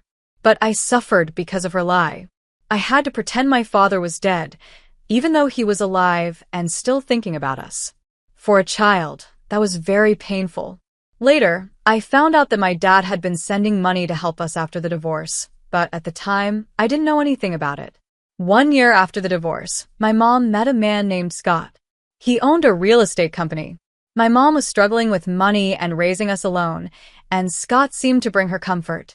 For the children's sake, let's build a new family together, he told her. I think those words gave my mom hope. Her lie about my dad continued easily with Scott in the picture. Scott saved me after I lost my husband, she would say, turning everything into a sad, sweet story, like something from a fairy tale. The first time Scott came to our house, my mom introduced him as our new dad. Kelly smiled and welcomed him, but I felt scared. I couldn't stop thinking about my real dad. It was like his shadow was still there, standing behind Scott. After only 7 months of dating, my mom married Scott. I was 8. The wedding was big, and my mom looked happy. But deep down, something didn't feel right to me. That feeling grew stronger over time, and it turned out to be true. We can finally be a normal family, my mom said with joy. But she was wrong. Kelly got along with Scott easily. She quickly became close to him. But I couldn't. Scott seemed nice at first, but I noticed that he treated Kelly much better than he treated me. At dinner, the table was always filled with food Kelly liked, while no one cared about what I liked. I think my stepfather didn't like me, because I never accepted him. He quickly became someone who did whatever my mother said. Around that time, my asthma got worse. During an attack, it felt like I was drowning. I couldn't breathe, and the fear and pain were something I can't even describe. When I had attacks at night, I had to go through them alone. From the next room, I could hear my mom and Scott talking about Kelly's school and future. No one cared about what I was going through. That kind of loneliness hurt more than the asthma itself.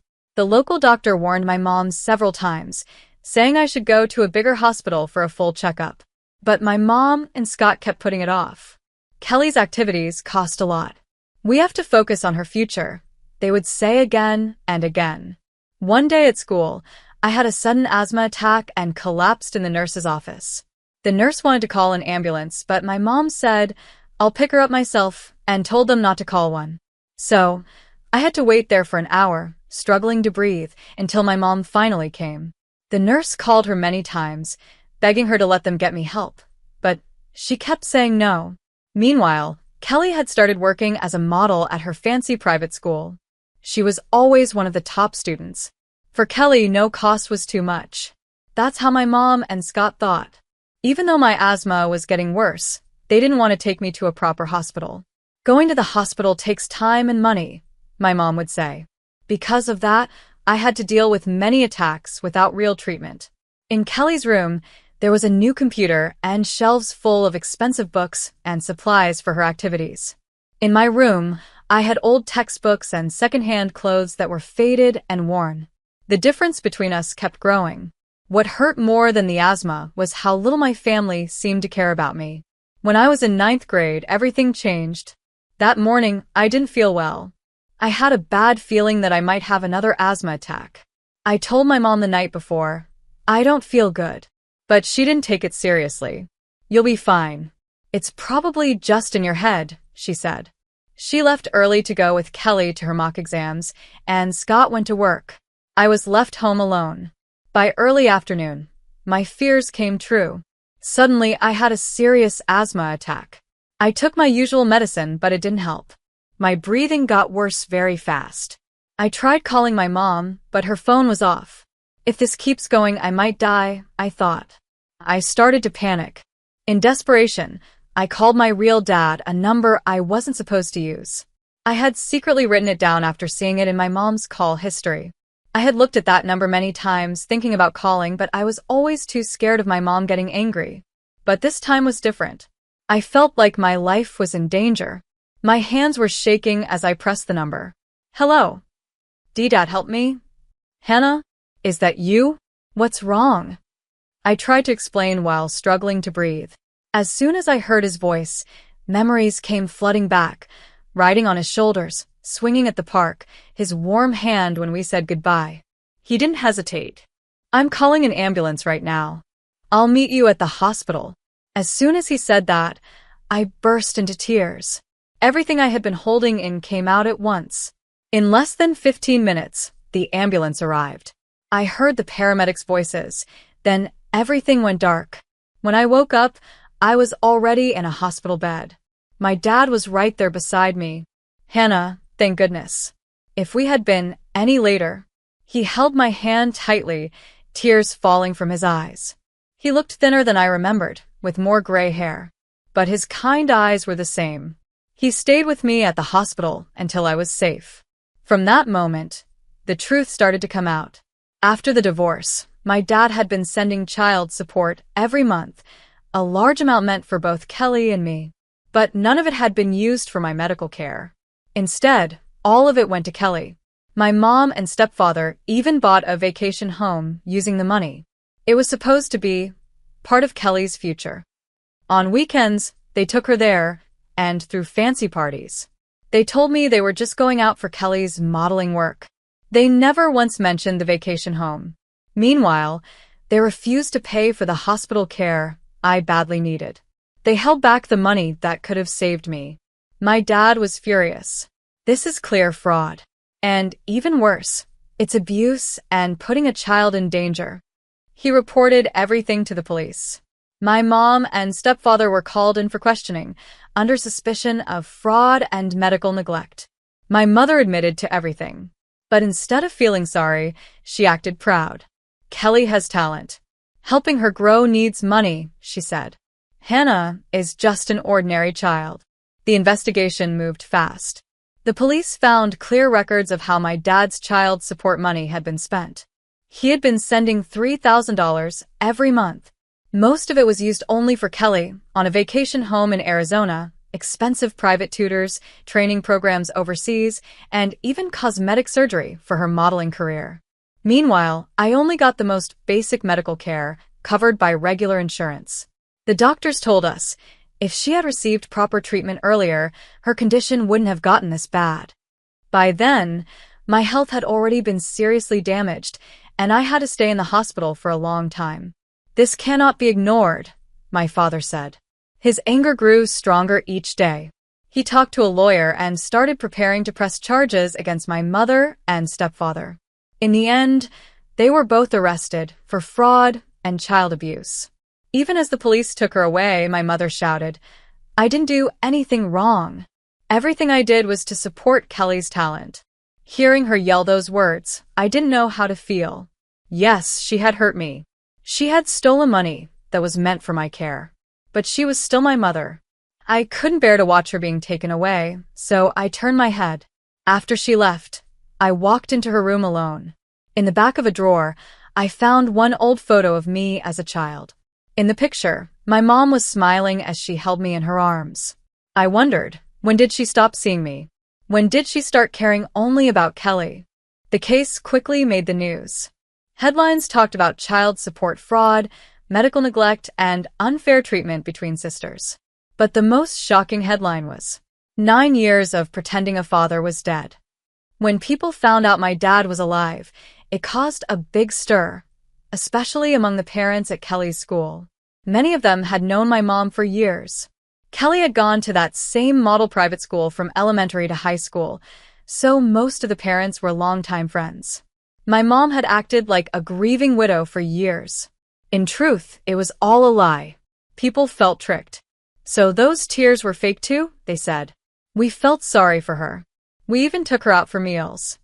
She stepped all over our kindness, said another. My mother's lies had grown too big. The story became huge. People in the neighborhood had different opinions. I always thought she acted like she was better than everyone, one person said. But the kids, how sad for them. Can you believe her husband was alive this whole time? Rumors spread fast, and soon groups of curious people began showing up outside our house. As the trial went on, all of my mother's lies started to fall apart. Even my stepfather had believed my real dad was dead. The fake story my mom had built for years was slowly taken apart, piece by piece. But something even darker came out during the trial.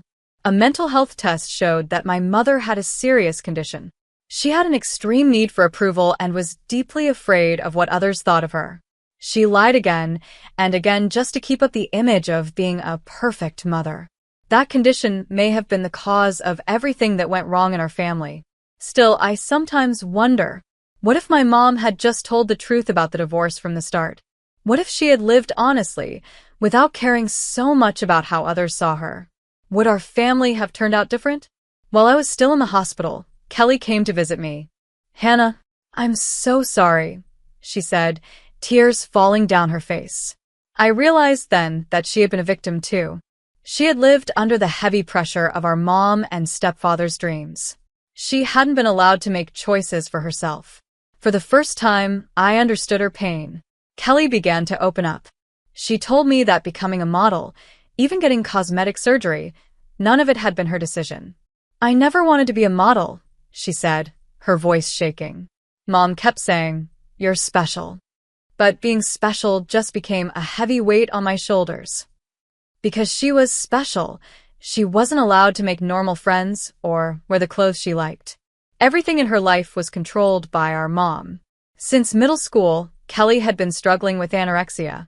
She was forced to go on extreme diets for magazine photos. Our mom didn't notice how much Kelly was suffering, or maybe she chose not to see it. "The truth is, I wanted to be a chef," Kelly said with a small, shy smile. But Mom said a model being a chef was ridiculous. She told me the only time she truly felt happy was in cooking class at school. Then she showed me her phone. It was filled with photos of dishes she had made, secret photos she had taken like little treasures just for herself. "Hannah," she said, "we didn't really know each other at all, did we? I had to carry the weight of being special, and you were ignored by Mom," Kelly said. "But from now on, things will be different, right?" I nodded. We hadn't really been close as sisters before, but that was going to change. Kelly had just wanted a normal life, like any regular high school girl. "Kelly, I'm sorry too," I said. "I didn't see what you were going through." We hugged and cried together. It would take time to heal all the years we spent not understanding each other, the days we felt alone even while living in the same house. But one thing was clear, this was a new beginning for us. My father got custody of both Kelly and me. He changed his work schedule and got us a new house. It was small, but it felt warm and safe. Kelly left her life in the spotlight and went back to being a regular student. With good medical care, my asthma slowly started to get better. After the trial, my mother and stepfather were sent to prison. Even on the day she was sentenced, my mother still tried to defend what she had done. Watching her, I didn't feel angry, just very sad. She had forgotten what true happiness meant. Now, our family is starting a new chapter. Our dad still surrounds us with the same love he always gave. On weekends, the three of us cook together. Kelly plans the menu, and my dad and I help her in the kitchen. Sometimes things go wrong, but we laugh, and those little mistakes become memories we treasure. On my dad's desk at work, there's a photo of Kelly and me. It's not one of her fancy modeling pictures. It's just a simple photo of the two of us smiling. My dad loves us just the way we are. Kelly is now studying to enter culinary school. "When I grow up, I want to open my own cafe," she said, her eyes glowing with joy. That smile looked more real than any I saw during her modeling days. Thanks to regular doctor visits and the right treatment, my asthma is now under control. I don't live in fear anymore. And I've started thinking about my own future, too. I want to use my love for drawing, something I've loved since I was little, to bring warmth and happiness to others. That dream is finally starting to come true.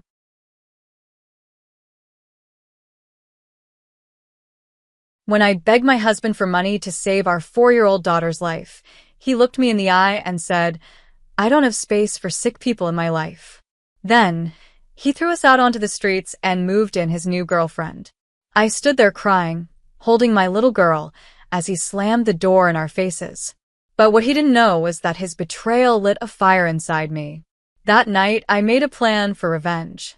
And by the time he woke up the next morning, his perfect world had already started to fall apart. My name is Kate. A year ago, I would have told you my life was perfect.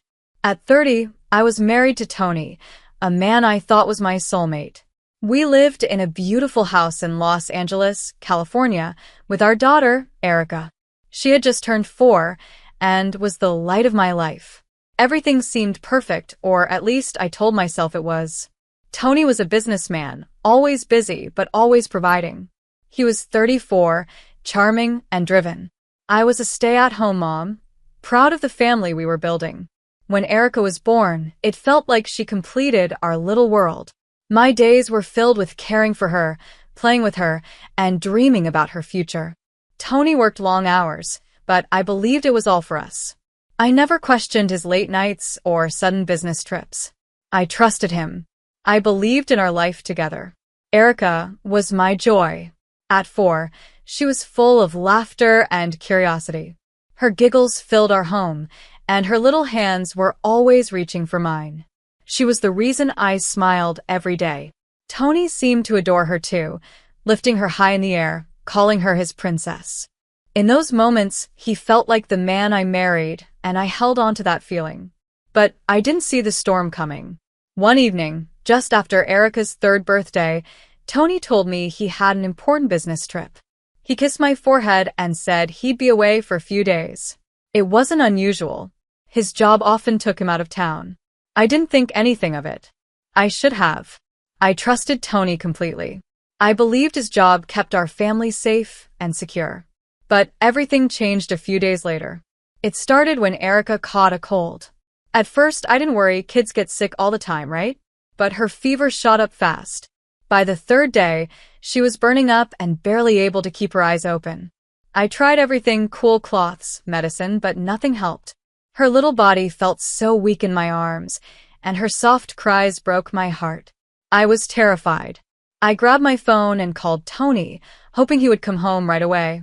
When he answered, I was shaking. Tony, Erica is really sick. She has a high fever, and I don't know what to do. His response still haunts me. I'm about to board a plane, Kate. You'll have to handle it. She's probably fine. Just give her some medicine. Tony, it's serious. I begged. She needs a doctor. His voice turned cold. I'm not canceling a business trip over a little fever. You're her mother, handle it. Then he hung up. I stood there, frozen, holding my daughter, who desperately needed help.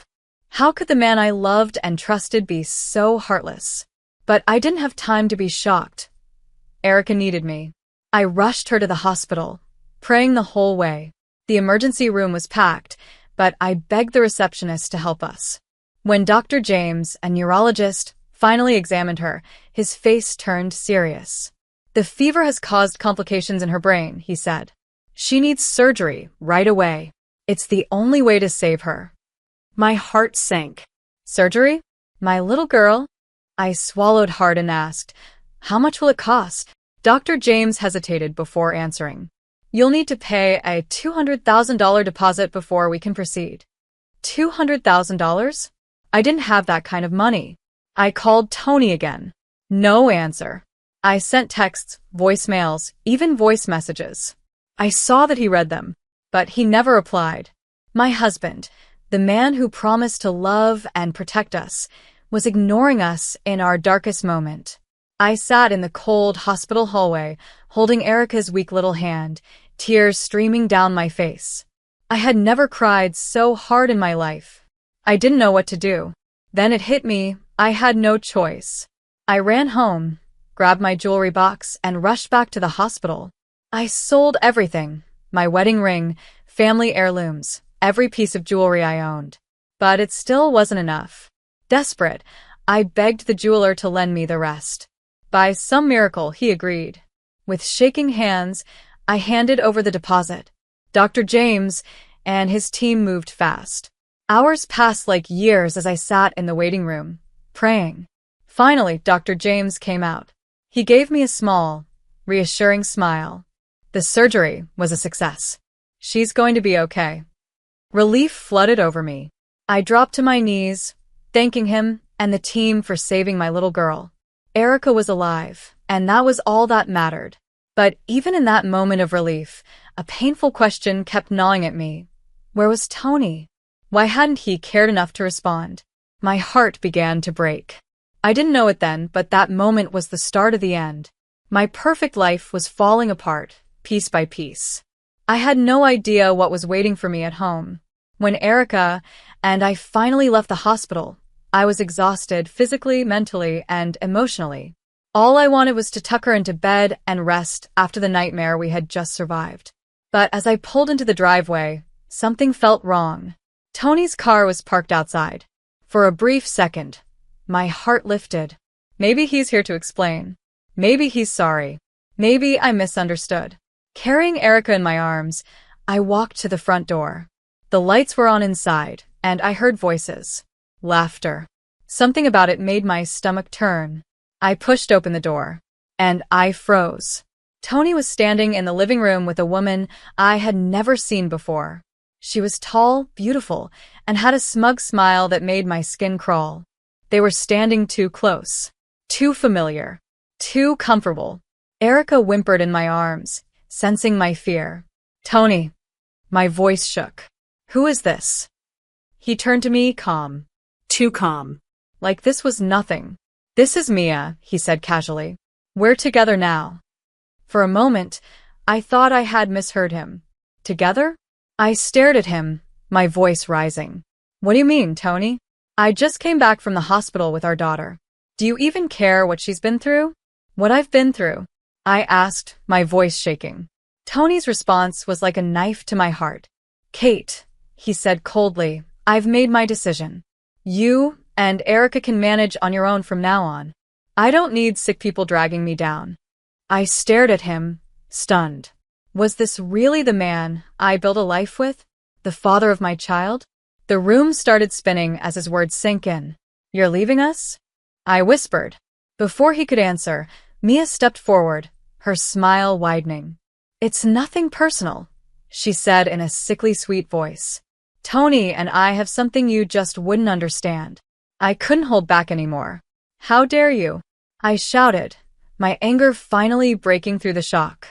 I've been holding this family together while you were off playing with your little girlfriend. Do you even know what I had to do to save our daughter's life? I sold everything. My wedding ring, my mother's necklace, because you didn't care enough to answer your phone. Tony shrugged, his face blank. That's your problem, Kate. Not mine. Before I could say another word, he walked to the door and opened it. You need to leave, he said firmly. I've already packed your things. They're outside. I couldn't believe what I was hearing. You're kicking us out? I asked, my voice breaking. Where are we supposed to go, Tony? This is Erica's home. He didn't hesitate. It's my house, he said. You'll figure it out. Mia leaned against the doorframe, smirking. Good luck, Kate, she said, her voice dripping with fake sympathy. I felt the weight of Erica in my arms, her little body warm against mine. That gave me the strength to stand tall. You'll regret this, Tony, I said, my voice steady despite the tears running down my face. You're a coward and a liar, and I'll make sure the world knows it. He didn't even flinch. Do what you need to do, he said, shutting the door in my face. Standing outside in the cold night, a mix of fury and despair filled me. I looked down at Erica, her innocent face unaware of the betrayal we had just faced. I held her close and whispered, more to myself than to her. It's going to be okay. We'll get through this. I promise. I had nowhere else to go, but I wasn't giving up. I called my best friend, Michelle. She answered right away, her voice full of concern. Kate, what's wrong? I told her everything in a rush, the hospital, the surgery, Tony's betrayal, and how he had thrown us out. Michelle didn't hesitate. Come to me, she said firmly. I'll meet you at the shelter. You're not alone in this. When I arrived at the women's shelter where Michelle worked, she wrapped me in a tight hug. You're safe now, she whispered. We'll figure this out together. Over the next few days, I poured my heart out to Michelle. I told her about Tony's sudden coldness, his betrayal, and how he had chosen Mia over his own family. She listened without judgment, her face filled with both anger and sadness. One evening, she looked at me seriously. Kate, she said, I think there's more to this. Tony wouldn't just walk away from his family without a reason. Something doesn't add up. I hesitated. What do you mean? But deep down, I knew she was right. Michelle leaned forward. I think Tony is hiding something. And I know someone who can help us find out. That's how I met Austin, a private investigator Michelle trusted. He was in his early 50s, with sharp eyes that seemed to see right through me. I'll dig into Tony's life, he said. If there's something to uncover, I'll find it.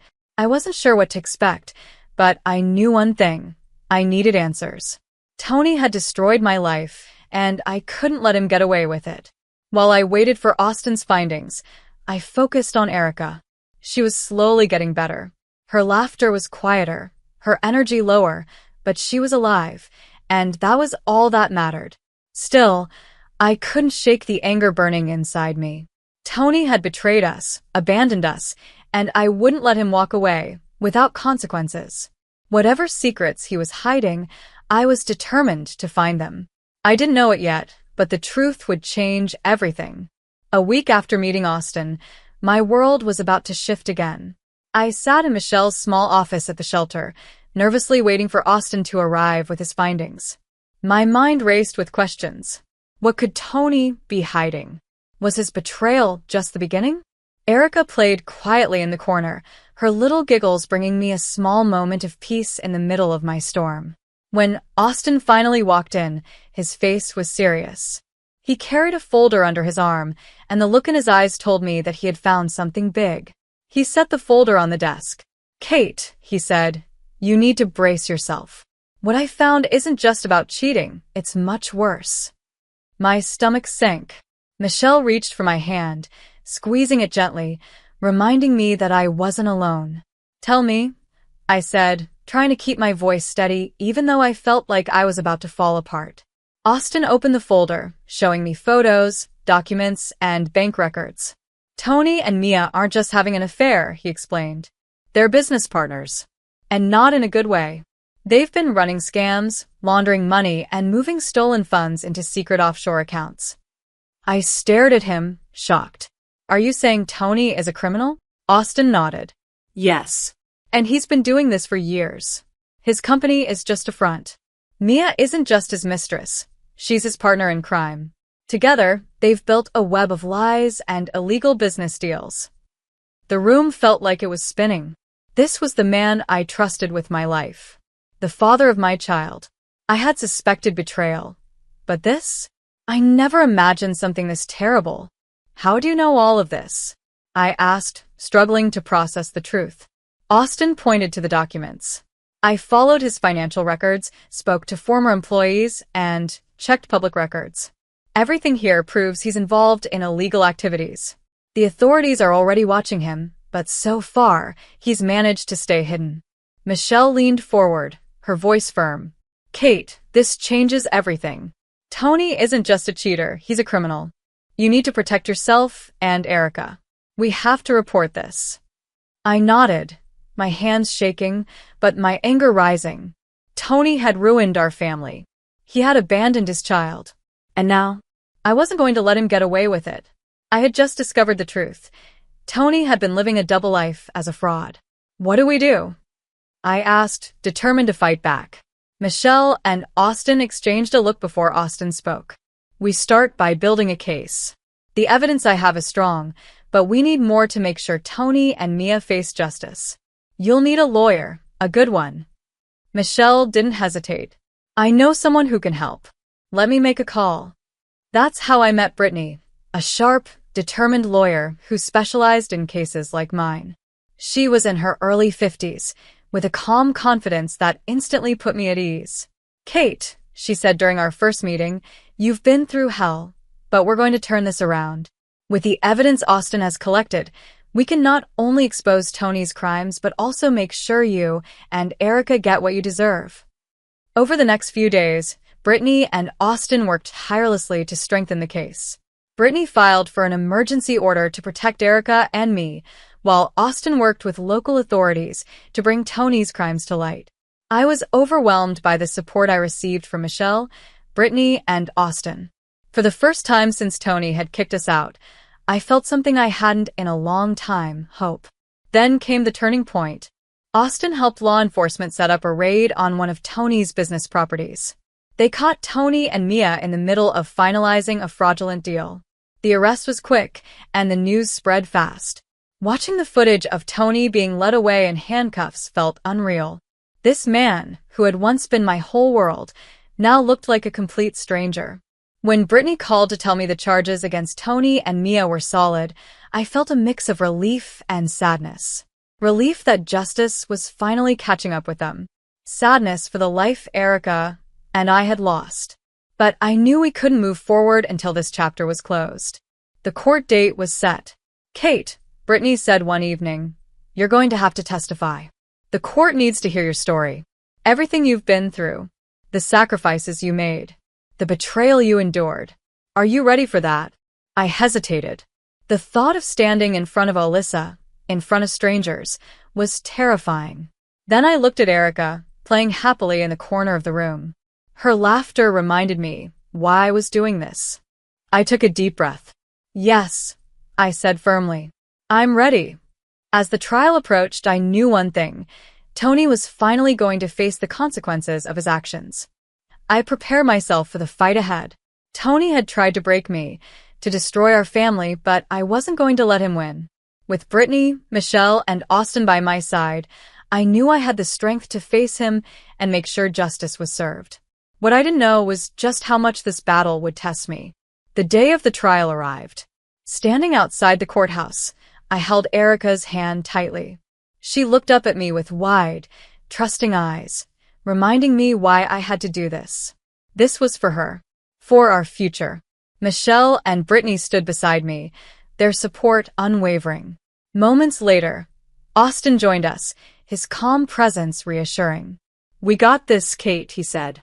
"The evidence is solid." As we walked into the courtroom, my heart pounded. The room felt overwhelming. The high Alyssa's bench, the rows of seats, the serious faces. Across the room, Tony sat with Mia, their lawyers beside them. Tony caught my eye and smirked, as if this was just a game to him. I clenched my jaw, forcing myself to focus. Erica was safe in the gallery with Michelle. That was all that mattered. The trial began. Brittany spoke first. Her voice was strong and clear as she laid out the case, Tony's betrayal, his illegal business deals, and how he abandoned his family. Listening to her, I felt a surge of pride. I wasn't alone in this fight. We were all standing together to reveal the truth. Then it was my turn to testify. My legs felt shaky as I walked to the witness stand. I swore to tell the truth, then took a deep breath and began. I told them everything. Erica's illness, Tony's cold indifference, how I had to sell my jewelry to save our daughter's life. My voice trembled when I described coming home to find him with Mia and how he had thrown us out without a second thought. The courtroom was silent. Every eye was on me. I glanced at Erica in the gallery. She smiled at me, her innocent face giving me the strength to keep going. I answered Brittany's questions honestly, holding nothing back. Then, Tony's lawyers spoke. They tried to make him look like a misunderstood businessman, twisting the truth. But I wasn't afraid anymore. I was ready to fight. Tony's lawyers tried to argue that I had overreacted, saying his relationship with Mia was private. But Brittany didn't back down. She tore apart his arguments, piece by piece, using the solid evidence Austin had gathered. There were no loopholes left. At one point, Brittany looked Tony in the eye and asked, "Mr. Maxime, why did you ignore your wife's pleas for help when your daughter was critically ill?" Tony shifted in his seat, his usual confidence cracking. "I was busy," he mumbled. Brittany didn't let it go. "Busy with Mia, perhaps?" she asked, holding up proof of his luxury resort stays during Erica's surgery. The courtroom murmured in shock. Tony's face turned red. Then came Mia's testimony. Under pressure, she admitted to her role in the fraud. She even exposed Tony further, revealing details of their illegal activities. By the end of the trial, their web of lies had completely unraveled. Alyssa Milano carefully reviewed the evidence before delivering her verdict. This court finds Tony Maxime and Mia Kirshner guilty of multiple counts of fraud and money laundering. Their actions were not only illegal, but showed a complete lack of care for family and the law. Then, she turned to me, her voice softer. "Mrs. Maxime, Your bravery in coming forward is commendable. This court grants you full custody of Erica and ownership of all legal assets belonging to Mr. Maxime, except those tied to his crimes. Tears streamed down my face. Tony and Mia were sentenced to long-term prison time. Justice had been served. Outside the courthouse, Michelle hugged me tightly. You did it, Kate. You stood up for Erica and yourself. Austin, usually serious, gave me a small nod of approval. You earned this victory. As we drove back to the shelter, I felt something I hadn't felt in a long time. Peace. Erica slept in her car seat, her tiny hand wrapped around mine, even in her dreams. Michelle smiled at me. What's next for you? I took a deep breath. A fresh start. A home for Erica and me, where we can be safe and happy. In the weeks that followed, little victories brought new hope. Michelle helped me find a small apartment in a quiet neighborhood. Brittany guided me in handling the assets, making sure Erica and I would be financially secure. I even started volunteering at the shelter, giving back to the place that had saved us. One night, as I tucked Erica into bed, she looked up at me and asked softly, "Mommy, are we happy now?" I stroked her hair and smiled. Yes, sweetheart. We're happy and safe. This is just the beginning of a beautiful life. That night, sitting in our little living room, I reflected on everything. The betrayal, the heartbreak, the fight for justice. It had all led to this moment. I wasn't the same woman I had been. I was stronger, wiser, more determined than ever. And for the first time in a long time, I felt truly free.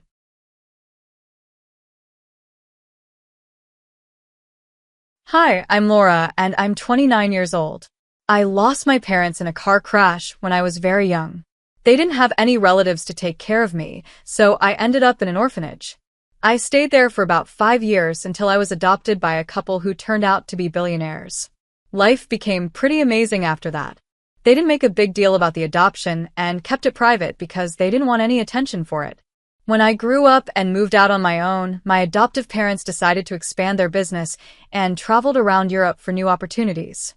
Around that time, I met Larry, my ex-husband. We met in college and hit it off right away. Larry was cheerful and kind, and I quickly fell for him. Our dates turned into a serious relationship, and we were the perfect couple, except for one issue. Larry's family didn't like me. I met his parents after we graduated college. Larry wanted us both to be settled in good jobs before introducing me. He also warned me that his parents could be pretty judgmental about who their kids dated, so he wanted me to make a good impression. I was nervous, but I tried my best.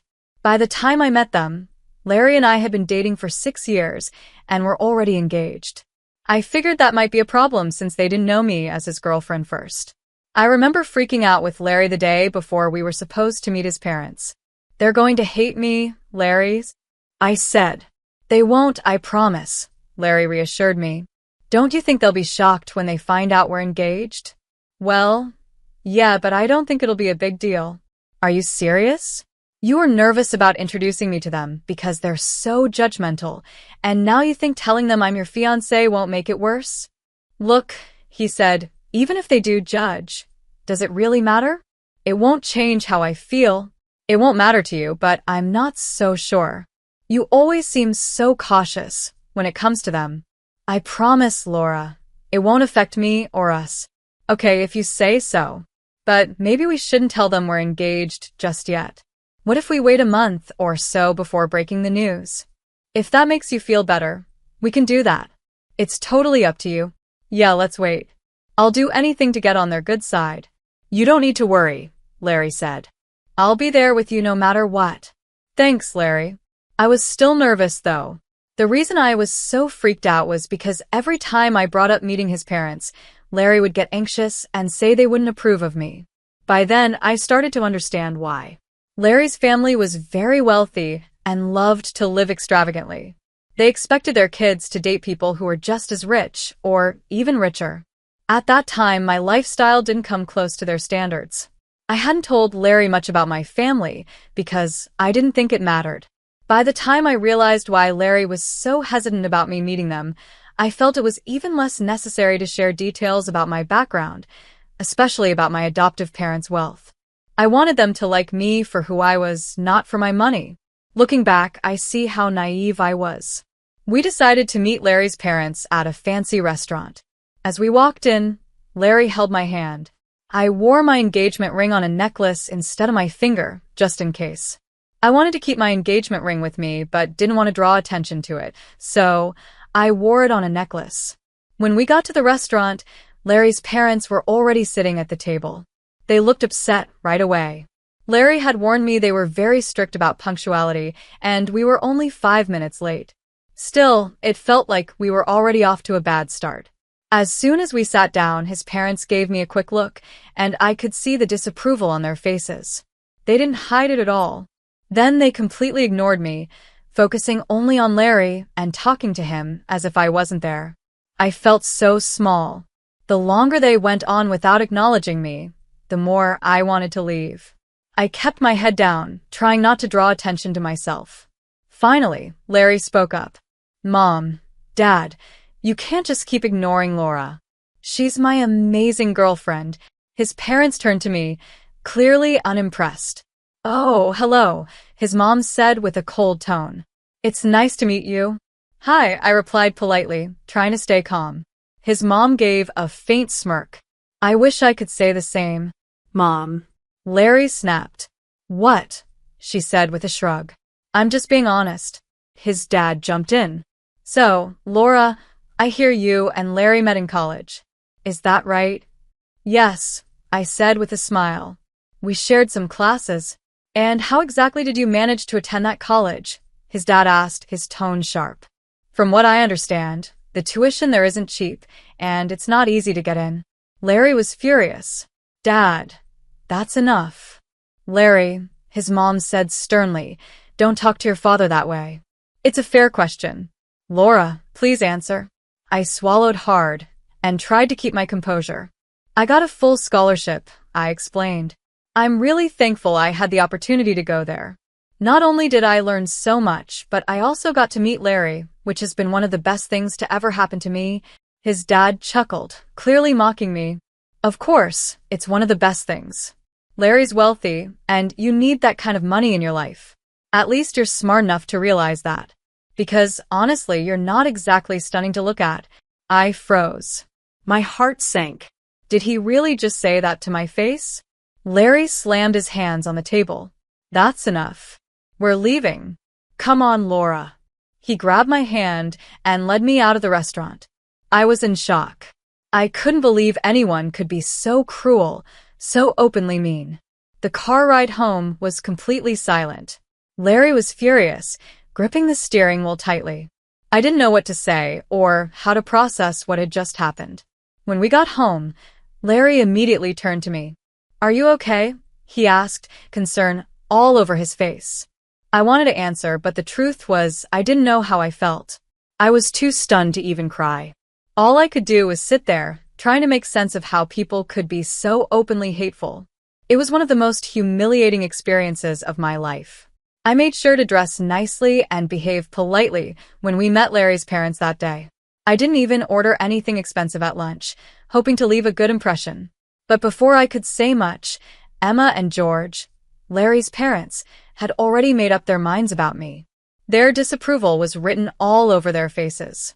Larry was furious about how they treated me, and after we walked out, he refused to speak to them for a while. Later, they texted him, accusing us of being disrespectful for leaving during lunch. Larry ignored their messages. About a month later, he sent them a short text letting them know we were engaged. They weren't happy, of course, but Larry firmly warned them that if they said or did anything against me, he would cut off all contact with them. In an attempt to regain control, Emma and George offered to pay for our wedding, but only if they got to plan everything. Naturally, Larry and I rejected that idea. Instead, we decided to elope. My parents were supportive and happy for us, even though they were in Europe at the time and couldn't be there in person. They sent us a gift, a beautiful, expensive painting. Larry raised an eyebrow at how extravagant it was, but I assured him it was just how they were. After we got married, the next time we saw Emma and George was at an anniversary party they hosted. Despite their clear dislike for me, I was genuinely happy they had invited us. I thought it might be a chance to mend things. When we arrived, though, the evening turned into a nightmare. It wasn't just Emma and George ignoring me this time. It was nearly everyone at the party. I stayed by Larry's side, hoping to avoid awkward situations, but even that didn't help. Whenever I tried to join a conversation, people would either glance at me and walk away or completely ignore me and keep talking to Larry. I felt invisible. By the end of the night, I was holding back tears, humiliated and hurt by how cold everyone had been. As the party was wrapping up, Emma and George were asked to give a speech. By then, I was exhausted and just wanted to leave, but I stayed out of respect. Their speech started with them thanking everyone in the room for being an important part of their lives. It was clear I wasn't included in that everyone. They kept making subtle but pointed comments about me throughout the speech, and the guests laughed along. Each remark felt like a slap in the face. I couldn't take it anymore. Quietly, I got up, walked out of the venue, and ordered an Uber to take me home. When I got home, I broke down. I was heartbroken and disgusted by how they had treated me, not just Emma and George, but the entire group. It was clear I wasn't welcome in their world, no matter how hard I tried to be respectful and kind. I cried the entire way home and didn't stop even after I got there. When Larry arrived, he looked upset and angry. "Why did you walk out like that?" he demanded. "Do you know how embarrassing that was for me?" "What are you talking about?" I asked, stunned. "Don't play dumb with me, Laura. I had to sit there while my parents yelled at me, and the guests pitied me for being with you. Are you serious right now? What about how embarrassing it was for me?" "Come on, Laura," he snapped. "You could have just dealt with it for one night. It was my parents' anniversary, for God's sake." I was ignored by everyone, Larry. "Your parents even made fun of me in their speech. How do you expect me to be okay with that?" "I'm not saying they were right," he said, raising his voice. "But you could have stayed. I would have talked to them afterward." "And what would that have done for me?" I asked. "Do you have any idea what it feels like to sit there while everyone laughs at you? You've never been in that position, so it's easy for you to say it's no big deal." "My parents expect an apology," Larry said coldly. "And I want one too." I stared at him in disbelief. "I'm not apologizing. Not unless they apologize to me first." Larry shook his head. "They won't apologize. And I see no reason for you to refuse. I've always stood up for you, Laura. Why is this any different?" "This is different because your parents humiliated me in front of everyone. And now you're acting like I'm the problem. You're supposed to have my back." "Well, maybe my parents were right about you," he said bitterly, and with that, he walked off to sleep in the guest bedroom. I sat there, stunned. Larry had always stood up for me before. This sudden change in him hurt deeply. He knew how much his parents' behavior affected me, and the fact that I walked out should have shown him how bad it was.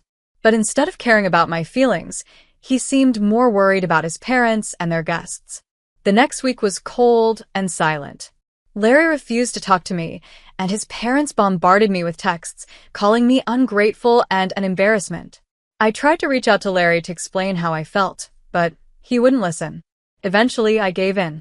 I apologized to both Larry and his parents, even though it felt humiliating. I did it because I loved Larry and didn't want this to ruin our relationship. But things only got worse after that. Larry's parents retired and began hosting weekly family dinners. Larry insisted we attend. The first time we went, I hoped it might be an opportunity to mend things. But as soon as we arrived at their house, the coldness and judgment started again. I felt like an outsider in every sense. Larry's parents barely acknowledged me, and the other family members followed their lead. I spent the evening trying to make polite conversation, but no one seemed interested in including me. By the end of the night, I felt small, invisible, and completely drained. This cycle became our new normal. Every week, Larry brought me to these dinners, and every week I left feeling humiliated and hurt.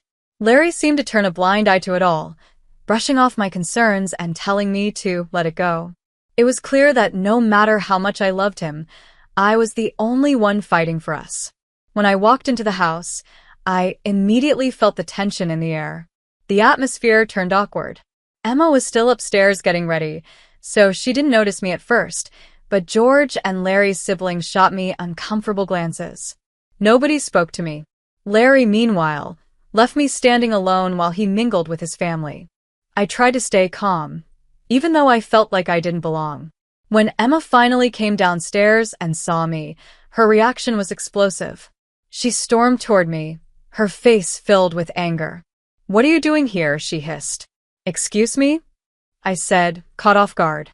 "No, I will not excuse you," she snapped. "What are you doing in my house right now?" "Well," I replied, trying to stay composed, "you invited us for dinner." Wrong. "I invited Larry. This is a family dinner." "I'm Larry's wife," I said firmly. "That makes me part of this family, doesn't it?" "Absolutely not," she spat. "An orphan like you has no place in this family." I blinked, stunned. "What are you talking about? Did you think you could hide that from us?" she continued. "We do background checks on anyone who marries into this family. You're not even close to being in my son's league." I felt my blood boil. What does my background have to do with this? That can't be the only thing that matters.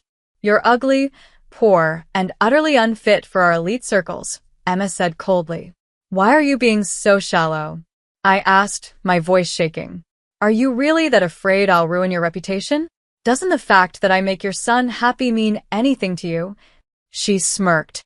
"If happiness could pay the bills, everyone would be rich. You'll never belong with us." I tried to keep my composure. "Maybe I'll never fit in with people like you," I said, my voice calm but firm. "But at least I value people for who they are, not for their wealth or status. You've never even taken the time to know me, yet you've judged me from the start." Emma's eyes narrowed. "Laura, that's enough." Before I could respond, Larry suddenly stepped forward. I looked at him, expecting him to defend me, like he always had before. But what he did next crushed me. He pulled some cash out of his wallet, handed it to me, and said, "Here, take this money, get an Uber, and leave." I stared at him in shock. "Larry, are you serious?" He didn't even meet my eyes. "Just go," he said coldly, turning back toward his mother. Emma smirked triumphantly as if she'd just won a battle. My heart felt like it was shattering. Tears filled my eyes as I turned and left the house. In the Uber, I couldn't stop crying. Larry had never treated me like this before. He had always stood up for me, always been my safe place when his parents belittled me. But now it felt like he was siding with them. Was he trying to win their approval after the incident at the party? Whatever his reasons, his actions hurt me deeply. I replayed everything in my mind, wondering if I'd said something wrong, but I couldn't see it. I had only stood up for myself, and I had done so calmly and respectfully. Still, it didn't matter. Larry's parents had used my past as a weapon to tear me down, and instead of standing by my side, Larry had let them. Worse, he had defended them. I wanted to scream, to yell, to make him understand how much he'd hurt me. But I knew that if I lost my temper, I'd only confirm all the negative things his family thought about me. So, I stayed silent and walked away, trying to gather what little dignity I had left. That night, I lay awake, questioning everything. How had Larry changed so much? How could he let his family treat me this way? And most of all, how could I move forward when the person I loved most had let me down so completely? After Larry came back home that night, he went right back to not speaking to me. My heart was breaking, and I felt so alone. I knew he expected me to apologize again, but I just couldn't do it, not this time. Emma had insulted me in the worst way possible, and Larry was angry at me for it. If anything, I felt I deserved an apology from him. For the next 3 weeks, we didn't speak to each other. It was unbearable at first, but I slowly got used to the silence. Larry still went to his family's weekly dinners, leaving me alone at home. Surprisingly, I didn't mind being alone. The quiet gave me time to think, though it didn't make the pain any easier to bear. One evening, while Larry was at another family dinner, my parents video called me. Seeing their faces felt like a lifeline. "Hey, honey," my mom greeted me cheerfully. "Hi, sweetie. How's everything going?" my dad chimed in. Hi, Mom. Hi, Dad, I said, trying to keep my voice steady. Things aren't great. Their smiles dropped. What's wrong, sweetie? My mom asked, her voice full of concern. If you need help with anything, just say the word. I don't think this is something you can help with, I admitted, but I appreciate it. Where's Larry's? Dad asked. Isn't he helping? That's the thing, I said, hesitating for a moment. He's part of the problem. Ha, sweetie, Mom said, narrowing her eyes. Could you explain what's going on? I took a deep breath. Well, his parents are very wealthy, and they're also really snobby. Oh, I hate people like that, Dad said immediately. Tell me about it, I sighed. They think I'm just some poor girl who doesn't belong in their world. Every time I see them, they make it their mission to humiliate me. What the hell? Mom snapped, her protective instincts kicking in. Yeah, I continued. And the last time I went over, Larry's mom called me an orphan as an insult. Mom's eyes widened, and her face turned red with anger. That woman. I'll claw her face off. How dare she call my precious child an orphan? Do they even know about us? No, they don't, I admitted. I didn't tell them about you guys because I didn't want their opinion of me to change. I wanted them to like me for who I am, not because of my family's wealth. But it backfired. And as for Larry, I paused, my voice breaking slightly. He's been siding with them. He thinks I was disrespectful for standing up for myself. My dad leaned closer to the screen, his expression serious. Sweetie, are you sure this is the man you want to spend your life with? Tears welled up in my eyes. I love him, Dad. I really do. But this isn't how I imagined things would be. We haven't spoken in 3 weeks, and honestly, I've been okay with that. Mom reached out, as if trying to comfort me through the screen. All right, sweetie, she said softly. Your dad and I are coming to visit next week. What? I asked, surprised. Why? We wanted to take you and Larry on a vacation, Dad said. But now we're thinking we'll just take you instead. Mom smiled mischievously. And don't worry about us not being able to help. I think we might even have a way to get you a little sweet revenge. Revenge? I asked, blinking. What do you mean? You'll see, Mom said, her smile widening. We've got some plans. Trust us, sweetheart. Everything will be fine. For the first time in weeks, I felt a flicker of hope. Whatever my parents had in mind, I knew they had my back, and that alone gave me the strength to keep going. I couldn't believe it. I was so excited to finally see my parents again. It had been way too long, and just the thought of being with them lifted my spirits. For the first time in ages, I felt genuinely happy. We kept talking for a while, catching up, and eventually, Dad explained his plan to help me. At one point, he asked me where Larry's family dinners were usually held. I told him they alternated between hosting at their house and going out to restaurants. Luckily, the week my parents were arriving, the dinner was going to be at a restaurant. I just needed to figure out exactly where so I could pass the information along to my parents. Since I still had Larry's email logged in on my phone, it didn't take long to find what I needed. Emma and George had a habit of emailing everyone about everything, so I easily located the dinner's venue and shared it with my parents. Around the same time, my mom's lawyer friend reached out, and we started the process of filing for divorce.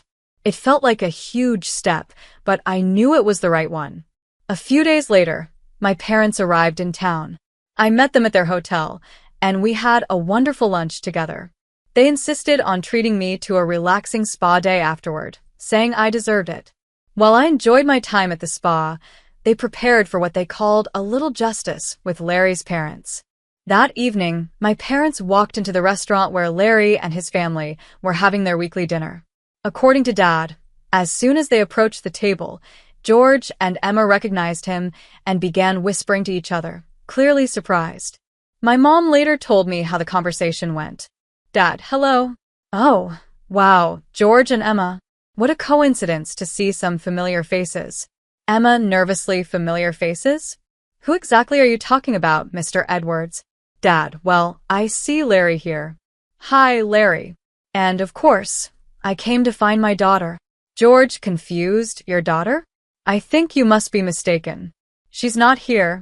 Dad, really? That's strange. Laura is married to Larry, isn't she? Emma, wait, you're saying Laura is your daughter? Dad, of course. My wife and I adopted her years ago. We're her parents. George, stammering, excuse me?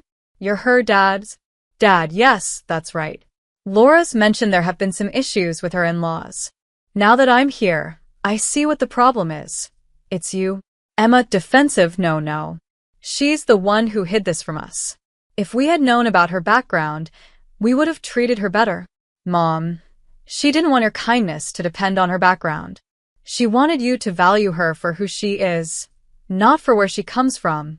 Hearing about this confrontation gave me a mix of emotions, satisfaction, pride, and even a little sadness.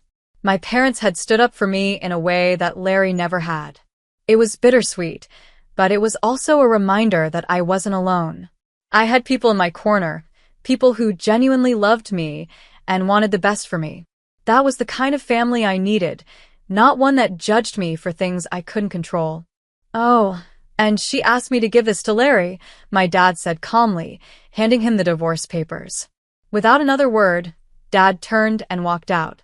What followed was a whirlwind.